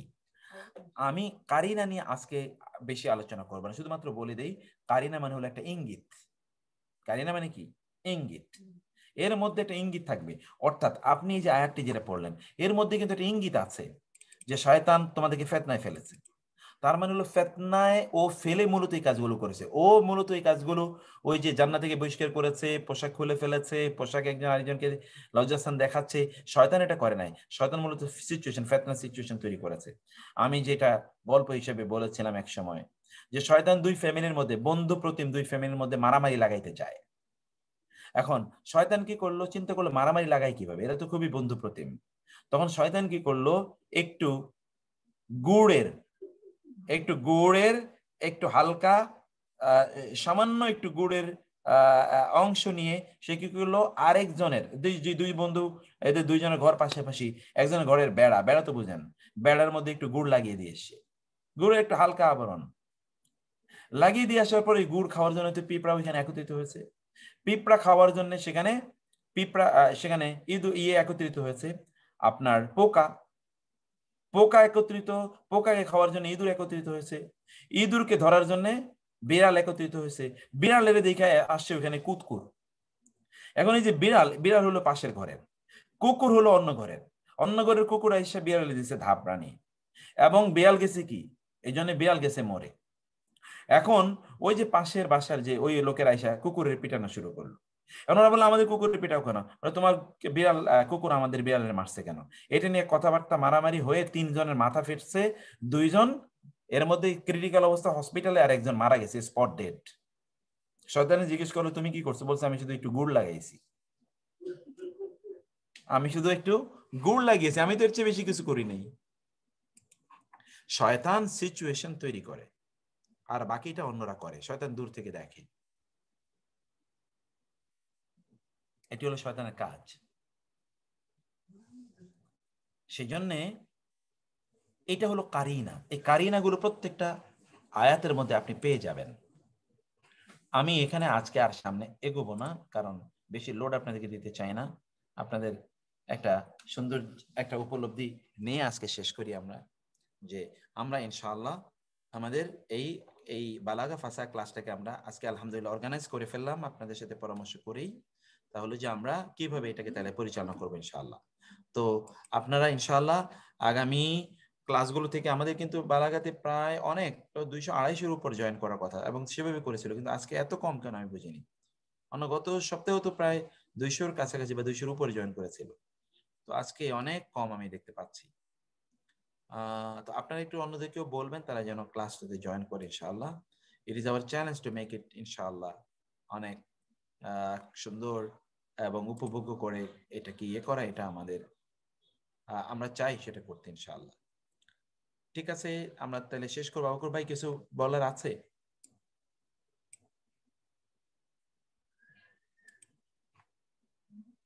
আবু বকর ভাই শুনতে পাচ্ছেন?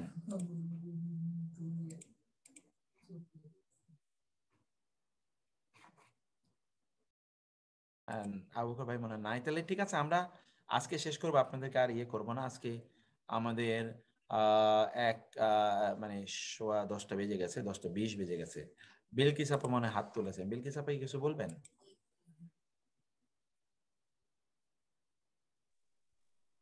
স্যার জি স্যার আপনার নামাজ পড়তেছিলেন? আচ্ছা জি আবু বকর ভাই বলছিলাম যে তাহলে আমরা আজকে শেষ করে দিই। আর কোনো পরামর্শ আছে কিনা? না, পরামর্শ এটাই যে স্যার এখন তো স্যার ক্লাসটা আস্তে আস্তে আস্তে আস্তে মজার, সবারই মজার দিকে যেতেছে আর কি। আচ্ছা আল্লাহ এখন এই ক্লাসটার উপরে সবচেয়ে বেশি দুর্গতি শুরু থেকে, ক্লাসটা একটু কম হয়েছে আর কি। না, আমরা এটা বাড়াই দেবো ইনশাআল্লাহ। জি স্যার। তো ঠিক আছে, তাহলে জাযাকুমুল্লাহ খায়ের, সবাইকে আল্লাহ তাআলা অনেক ভালো রাখুন ইনশাআল্লাহ। আগামী আর আমরা আবার রোববার থেকে আমাদের যে অ্যাডভান্স যে গ্রামারের কিছু কাজ শুরু করছিলাম, রোববার থেকে আমরা আবার শুরু করবো ইনশাআল্লাহ। তো আপনারা ইনশাআল্লাহ রোববার থেকে এটা আলোচনা করবো আর কি ইনশাআল্লাহ। স্যার আমাদের যে ক্লাসটা আপনি 5:30টায় শুরু করছিলেন আর কি, এখন কন্টিনিউ। কালকে তো আমাদের ক্লাস হলো 6টায়, মানে এটা কি 5:30 নিয়ে আসবেন নাকি? মার্চ করে দেবেন এটার সাথে ওই যে আগামী কাল একটা। জি স্যার। তাহলে স্যার আমাদের ক্লাসটা কন্টিনিউ হয় আর কি, বন্ধ হয় না। ঠিক আছে, তাহলে 5:30টায় করি, আমাদের কোনো আপত্তি না। আমি অন্যান্যরা থাকতে পারলে তো আমি I am very much available ইনশাআল্লাহ। তাহলে কালকে আমরা 5:30টায় করবো। আশরাফ, তাহলে কালকে 5:30টায় আপনি নোটিশ দিয়ে দেন, এবং সেখানে আমরা অ্যাডভান্স গ্রামারের কিছু আলোচনা করব যেন কন্টিনিউ থাকে। ভালো বলছেন আবু বকর ভাই। স্যার আমাদের কালকে তো আবার 6টায় ক্লাস আছে। না এটাই আবু বকর স্যার সে কথাই বলছেন আপনাকে, যে আমরা যদি কালকে 5:30টায় শুরু করি, প্রথম দিক দিয়ে আমরা কিছুক্ষণ আমাদের ওই যে গ্রামারের যে অ্যাডভান্স যে আলোচনা করছিলাম সে আলোচনাটা করব, তারপরে রেগুলার ক্লাস আমরা করব আর কি। মানে একটা লিংকেই সব ক্লাস হয়ে যাবে। জি স্যার। Okay sir. জি স্যার। ঠিক আছে, তাহলে জাযাকুমুল্লাহ খায়ের। হাদা ওয়া সাল্লাল্লাহু সুবহানাহু ওয়া তাআলা নবিয়ানা মুহাম্মদ ওয়া আলিহি ওয়া সাহবিহি আজমাইন। সুবহানাকাল্লাহুম্মা ওয়া বিহামদিকা আশহাদু আল্লা ইলাহা ইল্লা আনতা আস্তাগফিরুকা ওয়া আতুবু ইলাইক। ওয়া আসসালামু আলাইকুম ওয়া রাহমাতুল্লাহি ওয়া বারাকাতুহু।